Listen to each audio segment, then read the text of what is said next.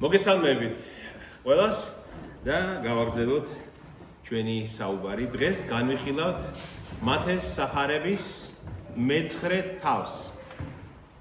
სადაც გრძელდება ისევ მოვლენები, რომლებიც გვიჩვენებს ქრისტეს როგორც მესიის ძალაუფლებას ამ დედამიწაზე და ზეცაშიც, რა თქმა უნდა.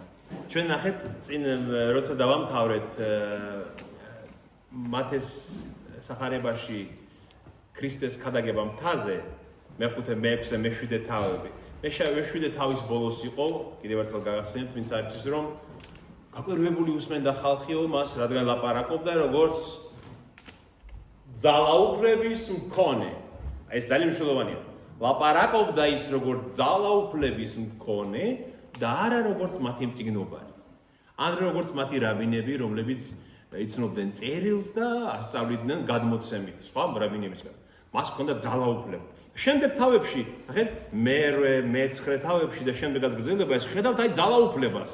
ის კურნავს ნეულებს, ის აღადგენს მიცვალებულს, ის კურნავს კეთროვანს, ის თვალს უხელს ბრმას, აი ამ ძალაუფლებას ხედავთ და აი ამ თავშიც გრძელდება ეს და აი მე მოკლედ ჩამოვწერ ძალაუფლება ცოდვაზე, როცა მას მოუყვანენ დაამბლადაცემულკა, ძალაუფლება ტრადიციებზე, ძალაუფლება მისი სიკვდილზე, ძალაუფლება პირველქმნილ ცოდვაზე, რომელია პირველქმნილი ცოდვა? ადამმა და ევამ რაც ჩაიდინეს, ძალაუფლება სიბრმავეზე, სიმუნჯეზე და ძალაუფლება მოწაფეებზე, რომ მას ძალაუფლება აქვს გამოარჩიოს მომკალნი. ანუ ის ხალხი, ვინც სამკალი უნდა აიღოს ღმერთისთვის, ხო? მოციქულები და სხვები, ვინც ამას იკადგებს, რომ რადგან ქრისტეს მოსვლით აღსრულდა დაფარული საიდუმლო, რომელიც არავის არ გაცხადებია ქრისტეს მოსვლამდე. ამას ამბობს პავლე მოციქული ესე. ეს არის ეფესელთა მიმართ ეპისტოლეში. რა იყო ეს დაფარული საიდუმლო? უკუნისამდე საუკუნიდან დაფარული საიდუმლო ღმერთში მხოლოდ.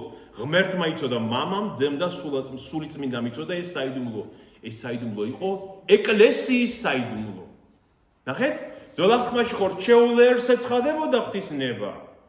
მაგრამ ქრისტეს მოსვლის შემდეგ გამოჩნდა, რომ იუდეველთაგანაც და წარმართთაგანაც მთელ დედამიწაზე დგება ერთი ახალი კრებული, ერთი ახალი ეკლესია. და აი ეს ეკლესია, რომელიც დაიმკვიდრებს ცათასასწრებს. აი ეს არის, ნახეთ, ამას ოსია წინასწარმეტყველიც ამბობს ასე რომ ისრაელსო იმის გამო რომ უღალატაო ისრაელმა ღმერთიო, ოსია წინასწარმეტყველის პირველ-მეორე თავებშია ეს. უწოდებ მას არა ჩემი ხალხიო, ჩემი ხალხი ხო იყო, მაგრამ უწოდებ ლოჰამი, არა ჩემი ხალხი. მაგრამ მერე ქრისტეს მეორე მოსვლისას ისევ მოგიბრუნდებით და გიწოდებ ჩემო ხალხო. ოღონ არა მარტო ისრაელს იმ დროს უკვე შედგენილ ეკლესიას წარმართთაგანაც და ისრაელისგანაც. ხო გასაგებია? ამიტომ აი ეს ძალაუფლება ჩანს ქრისტესი და ამ თავშიც. მოდი დავიწყოთ ამ მე-9 თავის კითხვა და აი ეს ძალაუფლებანი ნაწილ განვიხილოთ და ნახოთ რისი თქმა უნდა ამით ღმერთს. და ჩაჯდა იგი ნავში, ჩვენ დავამთავრეთ წინა თავი იქ, როცა ღადარინელთა მხარეში იყო ეს გადასული, სადაც გახსოვთ ღორების მწყებს ემარო ნახეს, რომ ღორები დაენთნენ ზღვაში და ეშმაკეული რო განკურნა იქ ორი ეშმაკეული და ჩაჯდა ნავში და გადმოვიდა ისევ გენესარეთის ტბაზე და მივიდა თავის ქალაქში, კაპერნაუმში. კაპერნაუმი იყო მისი ქალაქი. და ძალიან საინტერესოა ამის ცოდნაც, რომ აი როგორც დღეს არის კანონები, ისე იყო იმ დროსაც ისრაელში. ვინც ერთი წელიწადი გაუსვლელად ცხოვრობდა ქალაქში, ითვლებოდა მის ნახევარ მოქალაქედ. და ვინც პირად ქონებას, უძრავ ქონებას შეიძენდა ქალაქში, ის იცვლებოდა სრულ მოქალაქედ უკვე, სრული მოქალაქე. და ვინც დროდადრო შედიოდა და გამოდიოდა ქალაქში, ნაკლები ერთი წელიწადზე, ის არ ითვლებოდა მის მოქალაქედ. და ქრისტეს წერია, რომ თავის ქალაქში, ანუ ის კაპერნაუმში გადავიდა საცხოვრებლად, მაგრამ ერთი განსხვავებით, მას არ გააჩნდა პირადი ქონება იქ. ხო ამბობს, რომ მე თავის დასადები ადგილი არ მაქვს, როგორც სავარაუდოდ, ის პეტრეს სახლში ათევდა ხოლმე ღამეს, იმიტომ რომ ჩვენ ხედავთ, რომ მივიდა პეტრეს სიდედრი განკურნა, თქვათ, მივიდა მათთან სწორად, იმიტომ მას არ ქონდა არავითარი ქონება, პირადი ქონება. აი ეს არის ზუსტად მოსაზრება იმისი, რომ ბერ მონაზვნებს, ბერებს, უბრალოდ მონაზონი იგივე რაც ბერი, მონაზვნებს არ უნდა გააჩნდეთ პირადი ქონება. ისინი აბსოლუტურად მსგავსნი უნდა იყვნენ ქრისტეს, ხო? ანგელოზებრივი ცხოვრება ამას ხია, რომ როგორც უფალს არავითარი პირადი ქონება არ გაჩნდა, როცა მონაზონი იკვეცება, მონაზვნად ის დებს სამ აღთქმას და ერთ-ერთი არის უქონელობა. აი ზედრაც აცვია, აი ის ამისი ქონება, სხვა არაფერი მისი არ უნდა იყოს. ამიტომ ჩვენ ის უნდა გვესმოდეს და დიდარ მონაზონს თუ ნახავთ, უნდა ვთქვათ, რომ ეს არ არის მონაზონი. ეს არ ღვევს მის აღთქმას და ეს არ არის მონაზონი. ეს უნდა ვიცოდეთ ჩვენ. ვინაც ის ეპისკოპოსი იყოს, მაინც ასეა. ვინც მონაზონია, მას არ უნდა გააჩნდეს არაფერი. და მივიდა თავის ქალაქში. მაშინ სარეცელით მისგვარეს მას დავრდომილი, იხილა იესომ მათი რწმენა და უთხრა დავრდომილს, გამხნევდი შვილო, მოგეტევა შენი ცოდვები. და ზოგი მწიგნობარი გულში ამბობდა, ღმერთს გმობსო იგი. ხოლო იესო მიხვდა მათ ზრახვას და თქვა, რატომ იზრახავთ ბოროტს თქვენს გულში? რა უფრო ადვილია ამისი თქმა მოგეტევოს შენი ცოდვები თუ ამისა აღდეგდა წადი? ხოლო რათა იცოდეთ რომ ძეს კაცისას ძალა შესწევს ამ ქვეყნად ცოდვების მიტევებისა და ასე უთხრა დავრდომილს. ადექი აიღე შენი სარეცელი და წადი შენ სახლში. ისიც მაშინვე ადგა და წავიდა თავის სახლში. ამის მხილველი ხალხი განცვიფრდა და ადიდებდა ღმერთს, რომელმაც ასეთი ძალა მისცა ადამიანებს. ასეთი ძალა მოავლინა ადამიანებს შორის. ადამიანებს მისცა ძალა, რაც ნიშნავს, რომ უწყალობა, ასეთი ძალმოსილება მოუვლინა ადამიანებს. ნახეთ, წერია რომ განცვიფრდაო, ის ებრაული სიტყვაც წერი არის შეძრწუნდა, შეშინდა ხალხი. აი სასწაულს რო იხილავ ისეც რომ ზარს დაგცემს. აი ამ მდგომარეობაში არის ეს ხალხი. მაგრამ პარალელური ადგილებია ამ შემთხვევას აღწერს ლუკაც მეხუთე თავში და მარკოზიც მის მეორე თავში, მარკოზის სახარებაში. და ნახეთ წერია რომ სარეცელით საკაცით მოუყვანეს მას დავრდომილი, დაბლადაცემული ადამიანი. და როცა იხილა იესო მათი რწმენაო.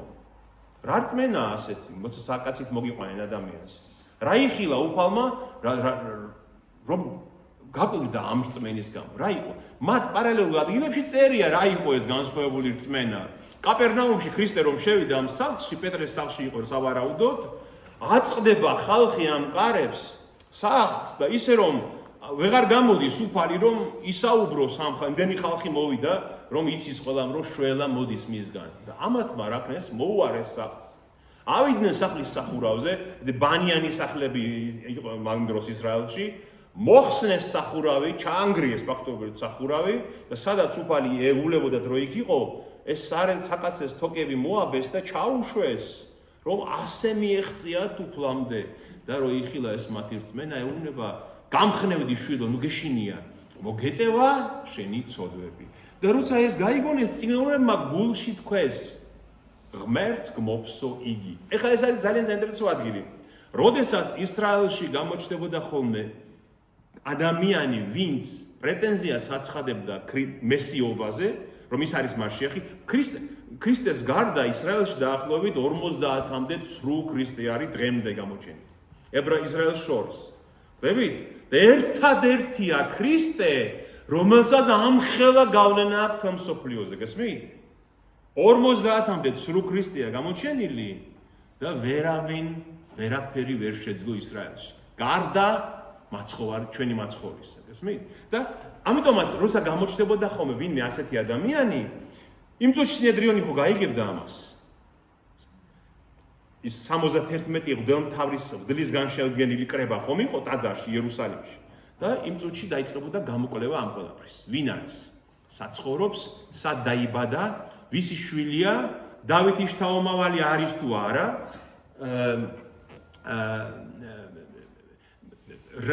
რას წამს, როგორ ასრულებს თორას, იქნება ეს ვინმე დაკეტოს თუ შეიძლება რა. როგორ ასრულებს თორას, გესმით? არის გააკეთო, გააკეთე. როგორ ასრულებს რჯულს, როგორ იცავს რჯულს, გესმით და ამოწმებდნენ და ამ შემოწმებას ჰქონდა 3 ეტაპი. ჩვენ ხედავთ, ჯერ აკვირდებიან და ჩვენ ამ 3-ვე ეტაპს ხვდებით სახარებებში. ჯერ მოდიან და აკვირდებიან, ხო და არაფერს არ ამბობენ. აი, არის ერთი ადგილი სახარებაში, რომ როცა ქრისტე ქადაგებს, იქ ისხდნენო იერუსალიმიდან და ყველა კუთხიდან ჩამოსული მღვდლები, ფარისევლები და მწიგნობრები. რატო იყვნენ ნაზარეთში ან კაპერნაუმში რა უნდათ? იერუსალიმიდან მოდიოდა კაპერნაუმი იყო პატარა მეთევზეთა ქალაქი, ხო, ტბისპირას, გენეზარეთის ტბისპირას. რატო იყვნენ ჩამოსულები? იმიტომ რომ გაიგეს, რომ გამოჩნდა ვიღაც, ვისაც ამბობენ, რომ შეიძლება ქრისტე იყოს, მესია იყოს, ან მასიახი იყოს და ჩავიდნენ და აკვირდებიან. ასევე გახსოვთ იოანე ნათლისმცემელი რომ ნათლავს იორდანეში. იქაც მივიდნენ ესენი ფარისევლები და მწიგნობრები. იქაც არიან, მაგრამ ნათელი არ იღეს თვითონ. მისგან, ამ რატომ მივიდნენ? იმიტომ რომ აკვირდებიან, რას ამბობს. მეორე ეტაპი იყო, როცა კითხვებს უსვამენ უკვე. რომ ამას რატომ ამბობ? რატომ არ ღვევ შაბათს ხომ მეუნებიან? რატომ არ იცავენ მარხვას? რატომ არ იბანენ ხელს? უკვე კითხვას უსვამენ.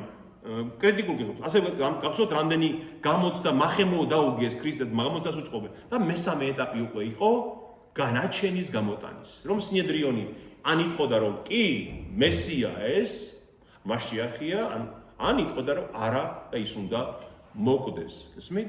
აი ეს ხდება აქაც და აქ მწიგნობრები გულში ამბობდნენ. სხვა სახარებებში წერია რომ თქვენსო მწიგნობრებმაო. ანუ ნახეთ უკვე აზრი გამოხატეს მწიგნობრებმა და ფარისევლებმა რომ ღმერთს გმობსო ესო ვის შეუძლია ცოდვათა მიტევება გარდა ღმერთისაო. ნახეთ ეს საინტერესო რა არის. ქრისტეს ხომ შეეძლო პირდაპირვე ეთქვა მისთვის. ადექი აიღე შენი საკაცე და წადი. არ შესრულდებოდა ეს? ხომ შესრულდებოდა. აბა რატომ აკეთებს იმას რომ ქრისტე განგებ იწევს ამათ, დაპირისპირებას იწევს ამათთან და რას ამბობს ქრისტე? მოგეტევა შენი ცოდვები. ამას რა კავშირი აქვს იმასთან? თუ განკურნება უნდა, პირდაპირ თქვას. აიღე საკაცე და წადი, განკურნებული ხარ და ადგება და წავა. მაგრამ ქრისტე ნახეთ რასაკეთებს ლოგიკა ქრისტესი რა არის? ქრისტეს უნდა რომ უფრო მნიშვნელოვანი და დიდი აჩვენოს მას. და იწყებს უფრო პატარიდან, იმიტომ რომ ცოდვების მიტევება უფრო მნიშვნელოვანია თუ განკურნება მისი. რა თქმა უნდა, ცოდვების მიტევება, ხო? ხომ ასეა? უფრო დიდია ღვთის წინაშე ცოდვების მიტევება, მარადიული სიცოცხლის უფრო დიდია ვიდრე იმ დროს საკაციდან ადგომა და განკურნება, ხო? მაგრამ ქრისტე ახლა ასე უნდა, ამიტომ დიდით იტყებს ქრისტე. მოგეტევა შენი ცოდვები შვილო. და ესენი ამბობენ ღმერთს გმობს და ქრისტე მიხვდა რასაც ამბობენ, შეიძლება გაიგონა კიდევაც რასაც ამბობენ და ეუბნება ქრისტე მათ რომ რატომ ფიქრობთ ასე? რომელი უფრო ადვილია ჩემთვის? რომლის თქმა უფრო ადვილია? ადიღე საკაცი და წადი თუ მოგეტევა ცოდვები? რომლის თქმა უფრო ადვილია? თქვენ როგორ გონიათ? როგორ? მოგეტევა შენი ცოდვები. ამის თქმა უფრო ადვილია, ამიტომ ამის შემოწმება შეუძლებელია. ზეცაში რა ხდება ჩვენ ხო არ ვიცით? ამის თქმა უფრო ადვილია. მაგრამ იმის თქმა ხო უფრო ძნელია რომ ადექი და აიღე შენი საკაცი და წადი. მაგრამ ქრისტე ეუბნება, აი ახლა მე გაჩვენებთ უფრო რთულს, რომ დარწმუნდეთ იმაში, რაც უფრო მარტივი გონიათ თქვენ. თქვენ რაც უფრო უმნიშვნელო გონიათ, მე გაჩვენებთ პრაქტიკულად უფრო რთულს, რომ იმაში დაგარწმუნოთ და ეუბნება, ადექი, აიღე შენი და დამბლადაცემულია, კაცი, ვერ ინძრევა, ვერ დადის, აიღე შენი საკაცე და წადი და დგება ამ ღმერთის სიტყვა, ღმერთი ამბობს სიტყვას, აიღე საკაცე და წადი, დგება და მიდის და შეძწუნებულები არიან ყველანი. და ქრისტე ეუბნება, უნდა იცოდეთ თქვენ რომ ძეს კაცისას, ანუ ქრისტეს ხელმწიფება, ძალაუფლება, ხელმწიფება აქვს ამ ქვეყანაზე ცოდვების მიტევებისა. გესმით? ანუ ის რომ ის აღადგინა საკაცისგან, ადასტურებს რომ მას შეუძლია ზეცაშიც ცოდვების მიტევება. ხო, ღვთის წინაშეც ცოდვების მიტევება. გესმით? აი ეს თითქოს რაღაცნაირად გავს წინასახია მისი აღდგომისა თვითონ ქრისტეს. იმიტომ რომ ქრისტე რომ მკვდრეთით არ აღმდგარიყო, ჩვენ ხო არ ვიწამებდით რომ ის იყო განკაცებული ღმერთი. ხო? ჩვენ წამს მისი იმიტომ რომ ის აღდგა მკვდრეთით. David ეს იყო უდიდესი საბუთი და დასტური. Აი ამას გავს ესეც რომ რადგან ეს კაცი ხორციელად აღდგა მკვდრეთით, იწამეს რომ ცოდვებიც მიეტევა თურმე მას. აი ეს არის ამ ამბის არსი თავარი და თან ასევე რადგან ძეს კაცისას ანუ ქრისტეს ძალაუფლება აქვს ამ ქვეყნად ცოდვების მიტევების. რას ნიშნავს ეს? ამ ქვეყნად სიკვდილამდე ამ ქვეყნად ცოდვების მიტევების, ხო?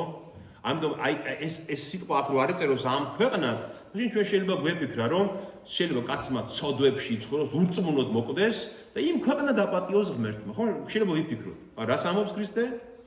მას მე მაქვს ძალაუფლება ამ ქვეყნად გაპატიოთ ცოდვები, როცა შენ სინანული და გამოსწორება შეგიძლია კიდევ, ხომ ასეა? ამიტომ ეს ზღაპრები ჩვენ არ უნდა დავიჯეროთ, რომ მკვლელმა შემდეგ ეკლესია ააშენა, ურწმუნოდ მოკვდა და გონია რომ იმ ქვეყანაზე ყველაფერი კარგად არ იქნება ესე. თუ ის ამ ქვეყანაზე არ მოიქცა, არ მოინანია, არ ცრემლი დაღვარდა, არ გამოასწორა ისა ჩაედინა, ვერავის ვერ მიეტევება იმ ქვეყანად, ვინც შეუნანებლად წავა ამ ქვეყანად. ეს ამას რა გვიდასტურებს ჩვენ? თავად სახარება, თავად ქრისტე, რას გვეუბნება, გახსოვთ ლაზარეს და მდიდრის ამბავს რო ყვება ღმერთი. გახსოვთ ეს ამბავი? ის მდიდარი როცა ჯოჯოხეთში იტანჯება, რას ეუბნება აბრაამი მას? ხო, დაგვეხმარეო, აბრაამს ეუბნება, ანუ მკვდართა სამეფოში რომ არიან, მდიდარი იტანჯება. ეს ლაზარე, რომელიც იტანჯებოდა ამ ქვეყნად, აბრაამის წიაღშია, ნუგეშინის სემაშია, გესმით და ეუბნება რომ დამეხმარეო, ლაზარე მთემ დამეხმაროსა ვიტანჯები ამ ცეცხლშიო. და აბრაამის პასუხი ასეთია: ჩვენს და თქვენს შორის დიდი უფსკრულია. ისე რომ ვერც აქედან და ვერც მაქედან ვერავინ ვერ გადმოვა. რომც უნდოდეს. ის მდიდარი განა არ ნანობს იქ, როგორ არ ნანობს? ნანობს რომ ესე ურწმუნოდ მოკვდა და ევედრება რომ ჩემ ძმებს მაინც გააგებინე რომ რჯულიერად იცხოვრო რომ აქ არ მოხვდნენ, მაგრამ ეუბნება უფსკრული დიდია და არავის შეუძლია გადასვლა აქეთ რომც უნდოდეს. ეს გვეუბნება ჩვენს და ამას რომ ამ ქვეყნად არის სინანული საჭირო, ამ ქვეყნად გამოსწორება, ამ ქვეყნად რწმენა, იქ შეუძლებელია ჯოჯოხეთიდან სასუფეველში ასვლა. ან როგორ უნდა მოხდეს, ხო? მაშინ ღმერთი უსამართლო გამოდის, ხომ ასეა? კაცმა არ მიიღო ცხოვრებაში ქრისტე, მოკვდა ურწმუნოდ და იქ შეიძლება თურმე მაინც ანგელოზმა ფთა ჩაყოს ჯოჯოხეთში და ამოიყვანოს სასუფეველში წაიყვანოს. ეს ხო ზღაპარია, ეს ხო აბსურდია. ამას ამბობს ქრისტე, რომ ამ ქვეყნად არსებობს ცოდვათა მიტევება.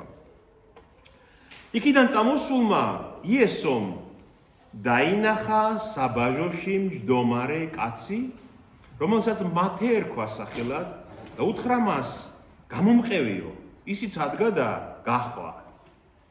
და როცა ინახა ჯიჯდა სახლში, აჰა მოვიდა მრავალი მებაჟე და ცოდვილი და ინახად დასხდნენ იესოსა და მის მოწაფეებთან. ეს რომ დაინახეს ფარისევლებმა მის მოწაფეებს უთხრეს, რატომ ჭამს და სვამს თქვენი მოძღვარი მებაჟეებსა და ცოდვილებთან ერთად? ხოლო იესომ გაიგონა ეს და უთხრა მათ, კარგად მყოფთ კი არ სჭირდებათ მკურნალი, არამედ ავადმყოფთ. ხოლო თქვენ წადით და ისწავლეთ, რაც ნიშნავს წყალობამ ნებავს და არა მსხვერპლი, ვინაიდან მართალთა სახმობლად კი არ მოსულ ვარ, არამედ ცოდვილთა სინანულად. ნახეთ, მისი ძალაუფლება ტრადიციაზე. ტრადიცია რა იყო იქ? აი მე ეს ადგილი მინდა გაჩვენოთ თქვენ. ეს არის მიშნა არის განმარტება რჯულის მათი. რომ წერია 6 რამე შეარცხვენს მოძღვრის მოწაფეს, რჯულის მოწაფეს. 6 რამეა სამარცხვინო მოსეს რჯულის მოწაფისთვის. მან არ უნდა მოირთოს თავი, ანუ არ უნდა მოიკაზმოს თავი.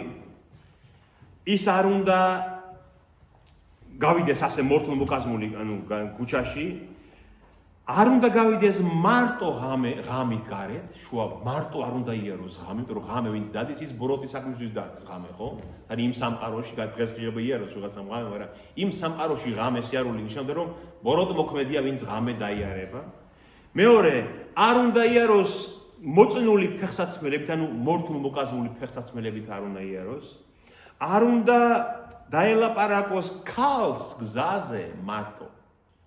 ქრისტე გახსოვთ ქრისტეს რო სამარიტელ ქალს რო ელაპარაკება, ხომ უკვირთ? რატო უკვირთ? იმიტომ რომ ჯულის მოწაფისთვის ქალთან საუბარი ცალკე არ შეიძლება. და არ უნდა ჩაჯდეს ურჯულოთა საზოგადოებაში და ზოგიერთები უმატებენ ასევე მასო, რომ ამ ყველაფერსო რომ ურჯულის არ დამცველთა ურჯულოთა საზოგადოებაში თუ ჩაჯდებაო, შეიძლებაო თვითონო ცდუნებული იყოს იმადგან. ანუ იმადგან ცდუნდეს. ნახეთ, და ქრისტე ზუსტად ამის საწინააღმდეგოს აკეთებს. რომ მიდის და ჯდება ვისთან ერთად? მებაჟეებთან, ცოდვილებთან და გარიყულებთან ერთად საზოგადოებაში. ნახეთ, ამიტომ უკვირთ. ნახეთ, ფარისევლები ახლა დაყვებიან მას ქრისტეს და აკვირდებიან, იცავს, ახლა რაც წაგიკითხეთ, ეს ხომ მათი მოძღვრების სწავლებაა. აკვირდებ, იცავს მამათა გადმოცემას თუ არ იცავს? გესმით? ეს ყველაფერი არის სავალდებულო წესები, რაც შექმნეს ისრაელის სწავლულებმა, რომ ამას უნდა იცავდეს მესიაც. ქრისტეც კი როცა მოვა მათი გაგებით, ამას თუ არ იცავს, ესე იგი არ არის ის ნამდვილი მესია. გესმით? ბიბლიის გარდა, ანუ თანახის, ძველი აღთქმის გარდა, ასევე უნდა იცავდეს აი ამ მიშნას, თალმუდს, ანუ თალმუდში რაც არის სწავლებანი შეტანილი, ამასაც უნდა იცავდეს, თორემ ის არ არის მესია. ამიტომაც ქრისტემ დაინახა საბაჟოზე მждომი კაცი, რომელსაც ერქვა მათე, პარალელურ ადგილებში წერია, რომ მას ლუკა ამბობს, რომ მას ლევი ერქვა, როგორც ებრაელებს ორი სახელი ერქვა, მათე, ლევი. არაგვერიოს ეს არ არის ზაქე, რომელიც ხეზე ავიდა, გახსოვთ? ხეზე რო ავიდა და იქიდან რო უყურებდა ის მებაჟე ზაქე, სხვა აპიროვნებაა. ეს არის მისი მოციქული მათე ლევი, რომელმაც შემდეგ დაწერა მათეს სახარება. როგორც ჩვენ ტრადიციით ვიცით და გამომყევიო და მათე დგება და პირდაპირ მიყვება მას. განსხვავებით ბევრი სხვა მოწაფისგან, როგორც ჩანს, მათეში მომწიფებულია, მათე ეძებს შინაგანად მას ეძებს მესიის მოსვლას. ამიტომაც მიყვება მას და არა მარტო მიყვება, მათე აქ ბევრს არაფერს არ წერს რა, ლუკასთან წერია, ლუკას სახარებაში, მათე თავის თავზე არ წერს, ლუკა წერს იგივე პარალელურ ადგილას, რომ მანო, ეს არის ლუკას მეხუთე თავში, რომ მანო დიდი პურობა გაუმართა უფალს. მდიდარი კაცი იყო, შეძლებული კაცი იყო, მებაჟეებს ჰქონდა ჩასრულება და თან მოიწვია თავის მეგობრები, თავის კოლეგები, მებაჟეები, სხვები და ცოდვილნი ნიშნავს ხალხს, ვინც ჯულს არ იცავდა. და გარიყული იყო სინაგოგიდან, გარიყული იყო ერისაგან. და ნახეთ, აი მებაჟეებს ეს მიცოდნა საინტერესოა, ჩვენ ზაქესთან რო პარალელი გავავლოთ. მებაჟეები როგორი ხალხი იყო, იცით? დღეს მებაჟე როგორ ამოწმებს მაგალითად ბაჟი ვის რამდენს უნდა გადაახდევინოს, რამდენი უნდა გადაახდევინოს? რეგისტრაციით, ხო? ყველაფერი ხდება სისტემაში, ხო? რამდენი საქონელი შევიდა, რამდენი გავიდა, ეს ყველაფერი ხდება, ასე ვთქვათ, დიგიტალურად, ხო? როგორც ჩვენ ვიცით. მაშინ მებაჟეები როგორ აკეთებდნენ ამ ყველაფერს? მებაჟეები დადიოდნენ და ყველაფერს ათვალიერებდნენ. ყველაფერს უთვალთვალებდნენ, ყველას გუშაგებივით იყვნენ მებაჟეები. მაგალითად, მებაჟე ან თვითონ, ან მისი ხალხი სანაპიროზე გაივლიდა დილას და დაინახავდა რომელო მეთევზე რამდენი დაიჭირა თევზი. გესმით? და იმდენს გადაახტევინებდა მას. ეს ცოცხალი იყო ეს ურთიერთობა და აი ზაქე რო ხეზე ავიდა და იქიდან რო უყურებდა ქრისტე რო გამოიარა, მე ერთხელ ერთ განმარტებას მოусმინე, ძალიან საინტერესო იყო, რომ ის ხალი იუდეველი იყო, ვინც ეს თქვა. ზაქეო ხეზო იმიტომ აიყო ასულიო რომ მებაჟე იყოო და რომ დაინახა რომ ამდენი მიმდევარი ყავსო იესოსო, ავიდაო და აკვირდებოდა, როგორც მებაჟეები აკვირდებიანო. რომ ვინ არიან, ვინ დაყვება? დიდრები ყავს მოწაფეებად? რას წირავენ, რას აკეთებენ, გესმით? როგორც მე ბაჟე ისე უყურებდა ამ ყველაფერს ზევიდან. როგორც ზვერავი, როგორც გუშაგი, გესმით? და ქრისტემ რო გამოიარა ამ ადგილას, აი რა არის მნიშვნელოვანი ამ ადგილას. ჩვენ ქრისტიანებს ეს მოცემული გვაქვს ესე განმარტება, რომ ზაქე ეძებდა ღმერთს, ეძებდა ქრისტეს და ავიდა ხეზე და ქრისტეს უყურებს. შეიძლება ესე არ იყოს სულაც. მართლაც როგორც მზვერავი ისე იყო ასული, მაგრამ ქრისტე მიცოდა მისი გული. ქრისტე მიცოდა რომ მის დაძახებაზე ზაქე როგორ უპასუხებს. ამიტომ ქრისტე თამამად მივიდა იმ ხის ძირას და უნება ჩამოდი ძირს. ძირს ჩამოდი დღეს შენთან უნდა მოვიდე სახში. აი ხანდახან არის რომ აი ესე როგორ გითხრათ ღმერთის ასეთი დაძახილი სულ შეარჭევს ადამიანს და შეცვლის ადამიანს, ხო? ეხლა ამ მებაჟე ზაქეს ხალხი ერიდებოდა. მისი ეშინოდა. არ იყო კარგი ადამიანი, ბოროტი ადამიანად მიაშთათ, ხო? იმიტომ რომ თუ იმას შენ დაუახლოვდი იმ მებაჟეს, შეიძლება რაღაც შარი მოგდოს. შეიძლება გითხრას რომ მაგდენი კი არა, ამდენი უნდა გადაიხადო.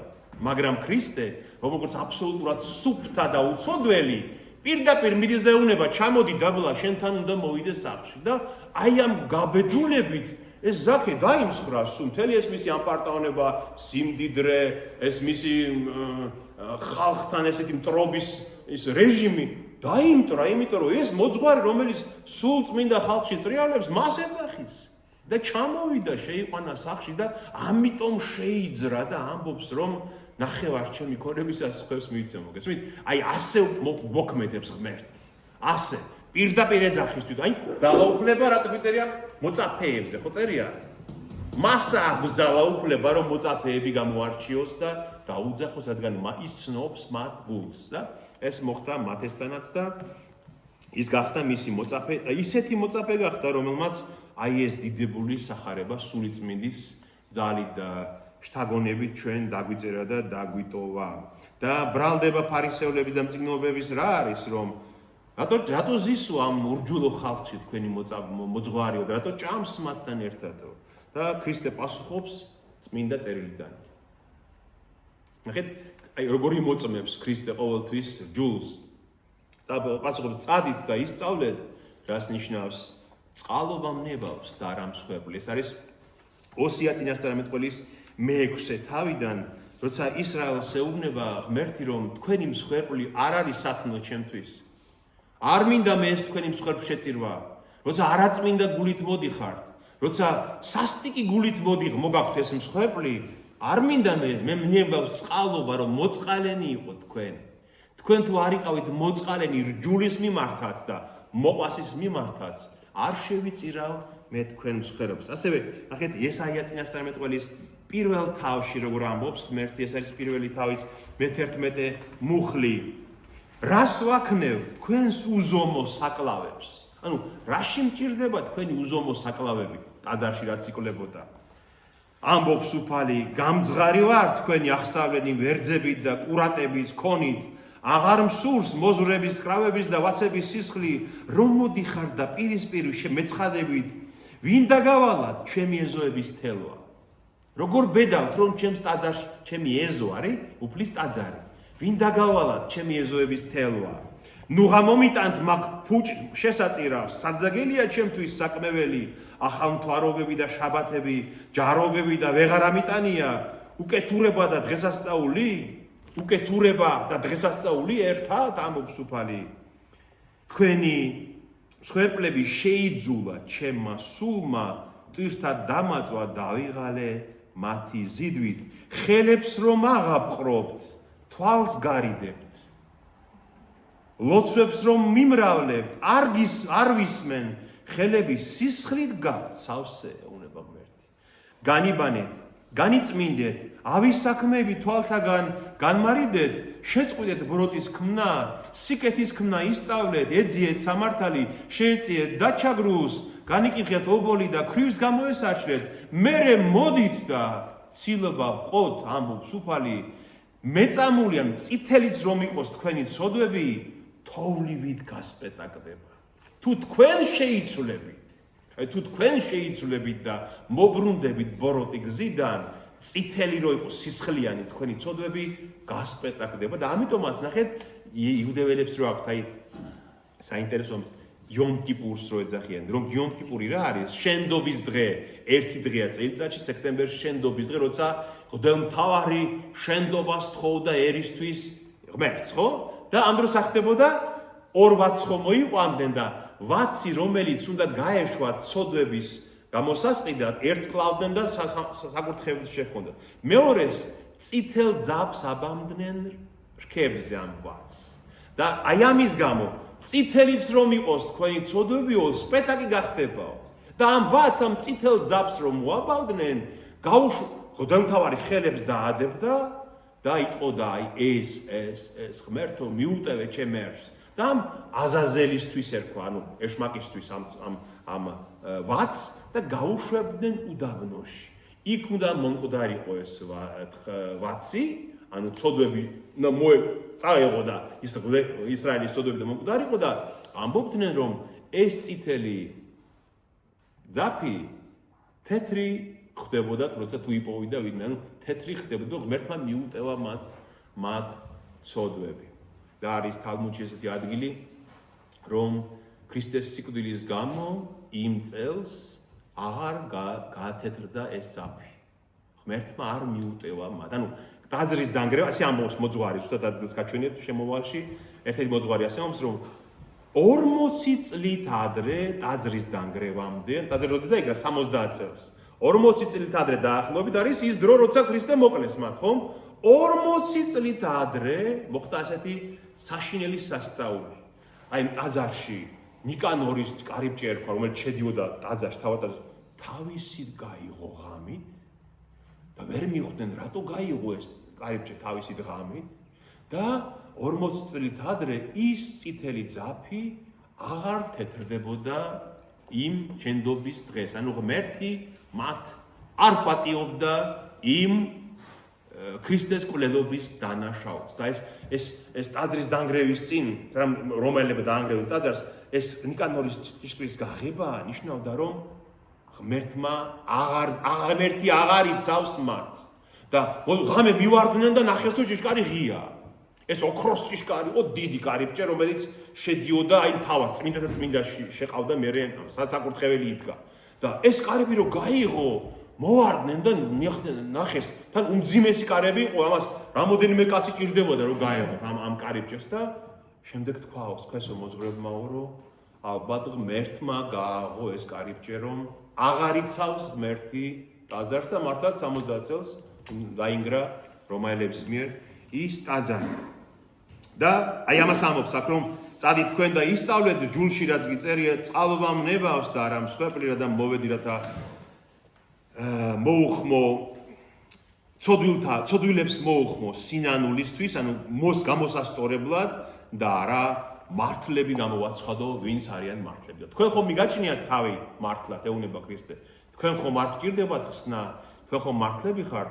თქვენ არ გჭირდებათ კურნალი ჭირდებათ იმათ, ვინც გულით შემოსრულია, ვინც დაცემულია, ვინც ავათარი, ვინც წუხს და ეძებს ხსნას. მაშინ მივიდნენ მასთან იოანეს მოწაფეები და უთხრეს, რატომ მარხულობ ჩვენ და ფარისევლები, შენი მოწაფეები კი არ მარხულობენ, ხოლო იესო მიუგო მათ, განა შეიძლება წუხდნენ მეკორწილენი, ვიდრე მათთანა სიძე. მოვა დრო, როცა სიძე აღარ ეყოლება და მაშინ იმარხულებენ. ნახეთ, არავინ ადებს ახალ საკერებელს დახეულ სამოს, ვინაიდან ახალს ვერ დაიჭერს ძველი და უფრო დაიხევა, არც ღვინოს ასხამენ ძველ ტიკებში, არც ახალ ღვინოს ასხამენ ძველ ტიკებში, თორემ დასკდება ტიკები, ღვინოც დაიქცევა და ტიკებიც უარგესი გახდება. არამედ ახალ ღვინოს ასხამენ ახალ ტიკებში, რათა და ორივე ინახება. აი, აქ ხვდები ჩვენ უკვე ხედავთ იგივე ის ტრადიციაზე, ქრისტეს ძალაუფლება ტრადიციაზე. მოვიდნენ მასთან და მოწაფეები და უთხრეს, რატომ მარხულობ ჩვენ და ფარისევლები და შენი მოწაფეები არა? მარხვა ძველ აღთქმაში არსად არ არის ესე დაწესებული, რომ ამ დღეს უნდა ამა და ამ დღეებში უნდა იმარხულოთ, ხო? არა. მაგრამ მათ ჰქონდათ წესად მარხვა, ქრისტეც მარხულა თვითონ 40 დღე და ღამე. მარხულობდნენ ისინი მაგალითად კვირაში 2-ჯერ, 5 შაბათს და 2 შაბათს. მარხულობდნენ შენდობის დღეს, სხვა დიდ დღეებში მაგალითად რჯულში რაც ჰქონდათ, მაგრამ ქრისტე აქ ეუბნება, რომ ახლა მარხვა არ არის საჭირო. რატომ არ არის საჭირო მარხვა? რადგან სიძე მოვიდა თავის ქორწილში. სიძე ვინ არის? იესო ქრისტე. და მოვიდა თავის ქორწილში, ანუ ისრაელი არის მისი სარძულო. მაგრამ სიძეს მოკლავენ. ამიტომაც ამბობს, რომ მოვა დრო, როცა სიძე აღარ ეყოლება და მაშინი მარხულო. ნახეთ?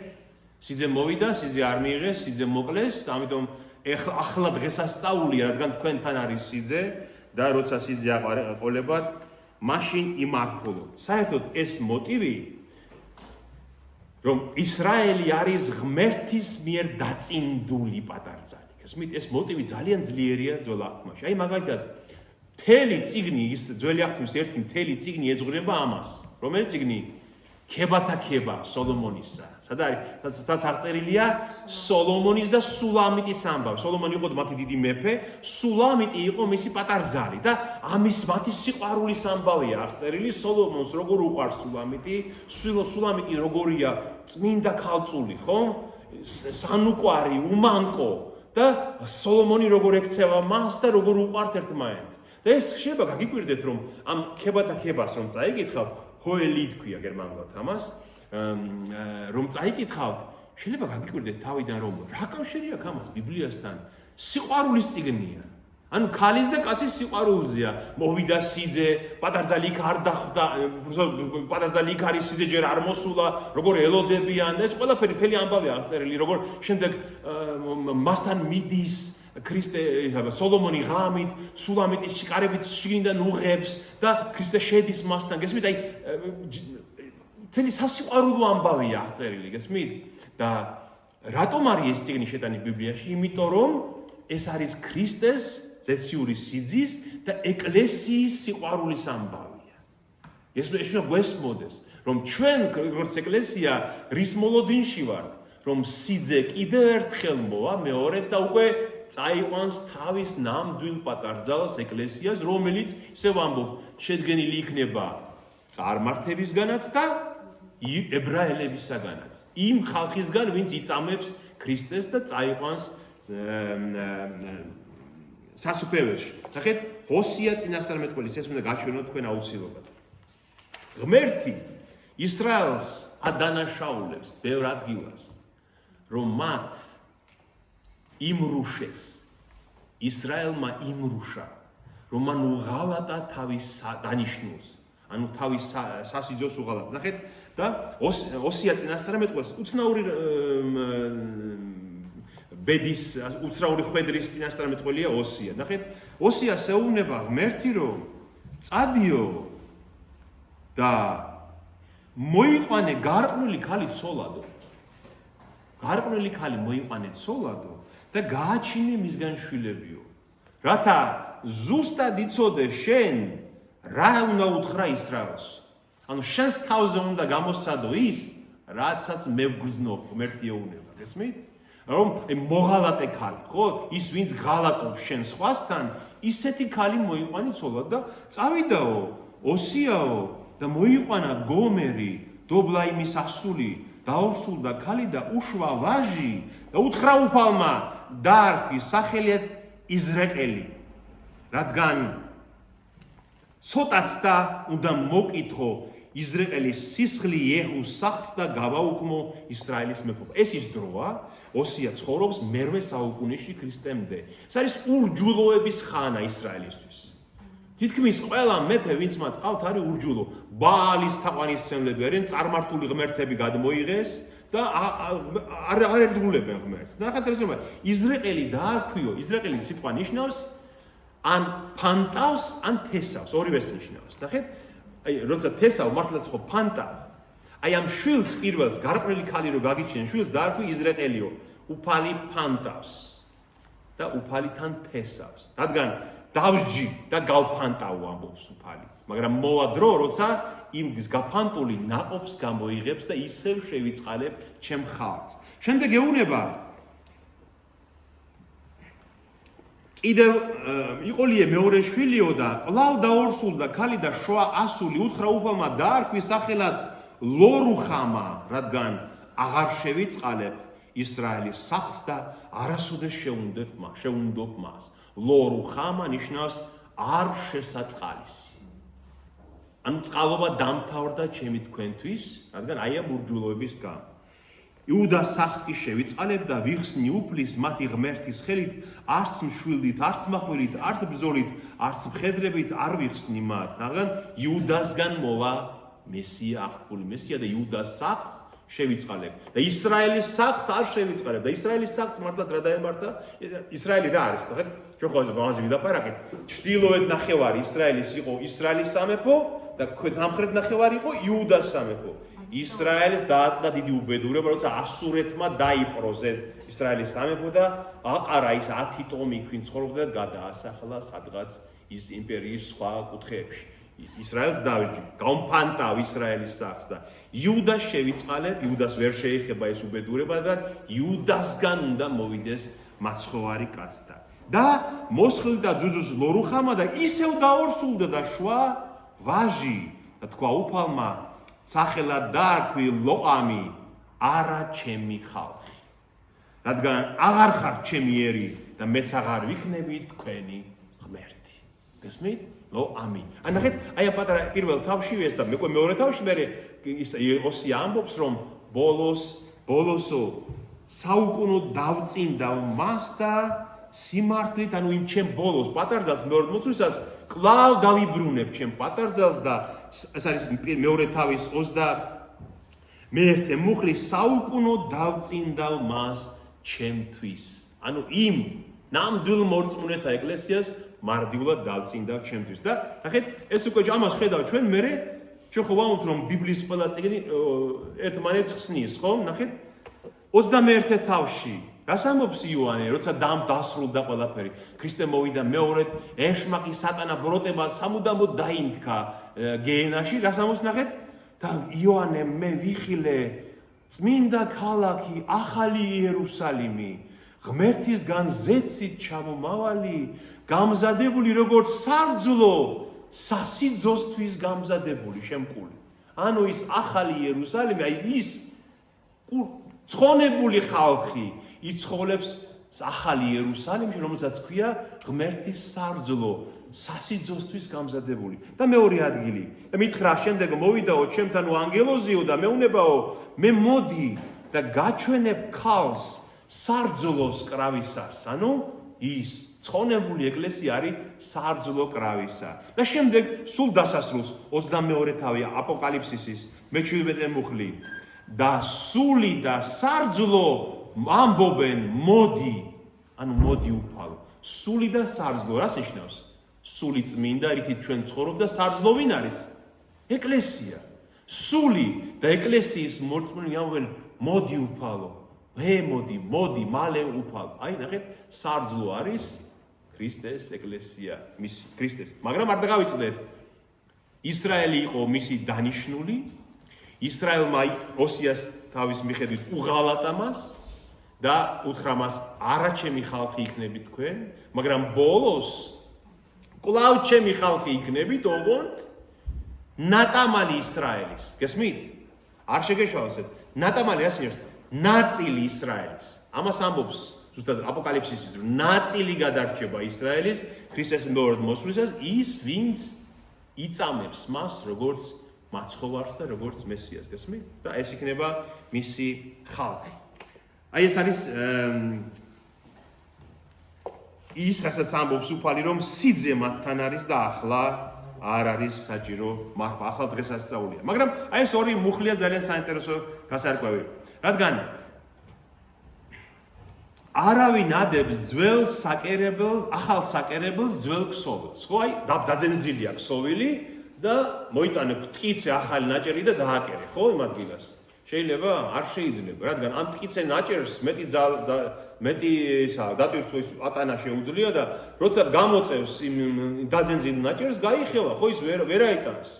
შეუძლებელია. ასევე ახალ ღვინოს, რომელიც ჯერ კიდევ დუხს ძველ ტიკში იმას ვერ ჩაასხავ, რატომ? იმიტომ რომ ახალი ღვინო კიდევ ფართოვდება, ხომ ესეა დუხს და იმ ძველ ტიკს გახეთქავს, ვერ გაუძლებს ძველი ტიკი იმას. ეს რატოა უმსუფარი ამას? რისი ჩვენება უნდა?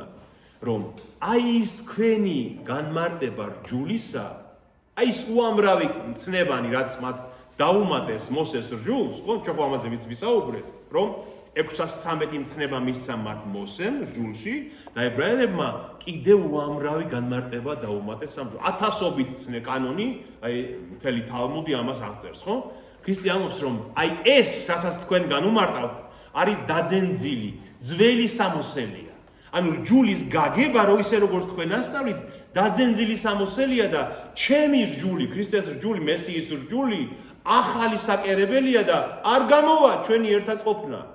ქრისტე ამას ეუბნება. თქვენ ხელახლა უნდა დაიბადოთ, თქვენ თავიდან უნდა დაინახოთ ეს ყველაფერი ისე, როგორც მე გასწავლე. თორემ არ გამოვა ამ ორი რამის ერთად ყოფნა. გესმით? აი ამის თქმა უნდა უფალს. მას ის კი არ უნდა რომ მათ ეგონოთ რომ ქრისტე მოვიდა რომ ცოტა შეალამაზოს მათი გაგება. ეს არ უნდა უფალს. ან რაღაცა პატარა შეცდომები შეუსწოროს და დანარჩენი ისევ დარჩეს როგორც მათ გულ არა ქრისტე უნება ხელახლა უნდა იშვათ თქვენ ცათასასუფეველისთვის და უნდა ყველაფერი იწამოთ ისე როგორც მე გეუბნებით. ახალი საკერებელი ჭირდება ახალ სამოს. თქვენ უნდა განახლდეთ ამას ეუბნება უფალი სხვანაირად არ გამოვა ჩვენი ერთად ყოფნა, მაგრამ ხომ ასე ხდება მართლაც. მათ არ ინდომეს მისი რჯული და ისინი ვერ შეეგუენ მას და ბოლოს მოკლეს, ხომ ასე? დაიხა ის თლიანობა ისრაელის დაიხა, ხო? იმიტომ რომ ქრისტე იყო ახალი, ისინი იყვნენ ძველი, მათი გაგება იყო ძველი, თორე მოსეს რჯული კი არ იყო ძველი. ამ საუბარში გართულს მიუახლოვდა მას ერთი მთავარი თაყვანისცა და უთხრა, ჩემი გოგონა, ესეა მოკვდა, წამოდი ხელი დაადე და გაცოცხლდება. წამოდგა იესო და მოწაფეებითუთ გაჰყვა მას. და აჰა ქალი, რომელიც 12 წელიწადს იტანჯებოდა სისხლის დენით, მიუახლოვდა ზურგიდან და მისი სამოსლის კალთას შეეხო. რადგან გულში ამბობდა, თუ შევეხები მის სამოს, მეშველებაო. ხოლო იესო მიუბრუნდა და დაინახა და უთხრა, გამხნევდი შვილო, შენ მარწმენამ გადაგარჩინა და განიკურნა ქალი იმავე წამს. პარალელური ადგილები ამისი არის მარკოზის მეხუთე თავში და ლუკას მერვე თავში და იქ წერია რომ მოვიდა მასთან სინაგოგის მთავარი იაიროსი. იაიროსი იყო ამ კაცის სახელითაცაა ცნობილი. სინაგოგის მთავარი რას ნიშნავს? ეს კაცი ადამიანები იყვნენ დადგენილი, ამორჩეული სინაგოგის მთავრებად, რომლებიც შეძლებულები უნდა ყოფილიყო, რადგან ისინი ყურადღებას აქცევდნენ სინაგოგის მსახურებას. ისინი წესრიგს ამყარებდნენ, ვინ სად უნდა დამჯდარიყო, ვინს რა უნდა წაეკითხა, ისინი ანაწილებდნენ, თქვათ, საკითხავებს შაბათს, რომელი ტექსტი უნდა წაეკითხა, ასევე თუ სინაგოგას რაიმე სჭირდებოდა მატერიალურად თუ ორგანიზაციო საკითხები, ისინი იყვნენ სინაგოგის მთავრები, მათ ევალებოდათ. არ შეგვეშალოს ერთი რამ. მსხვერპლის შეწირვა ისრაელში შეიძლებოდა მხოლოდ იერუსალიმში. ერთ ადგილას. სინაგოგები თავიდან მოსეს დროიდან შემდეგ არ არსებობდა. როცა ისრაელი სინაგოგები მერე, აი ბაბილონიდან დაბრუნების შემდეგ გახდა და ჩდება სინაგოგები. თავიდან არ იყო. არც დავითის დროს არ იყო სინაგოგა მაგალითად, დავითის წინასწარ მე-10 საუკუნეში, არც ელიას დროს მე-9 საუკუნეში სინაგოგები. შემდეგ როცა ისინი მობრუნდნენ ბაბილონის ტყვეობიდან მე-5 საუკუნეში და დაიწყეს რჯულის სწავლა, შემდეგ შექმნეს ყველა სოფელში, ყველა ქალაქში, ყველა უბანში სინაგოგები, სადაც შედიოდნენ და მათი მსახურება, სინაგოგის მსახურება რა შემდგომარეობდა? იქ რა, ცხვარს ხო არ კლავდნენ ისინი? აბა რაში? რჯულს სწავლობდნენ, მეტი არაფერი. დღესაც სინაგოგის მსახურება ეს არის.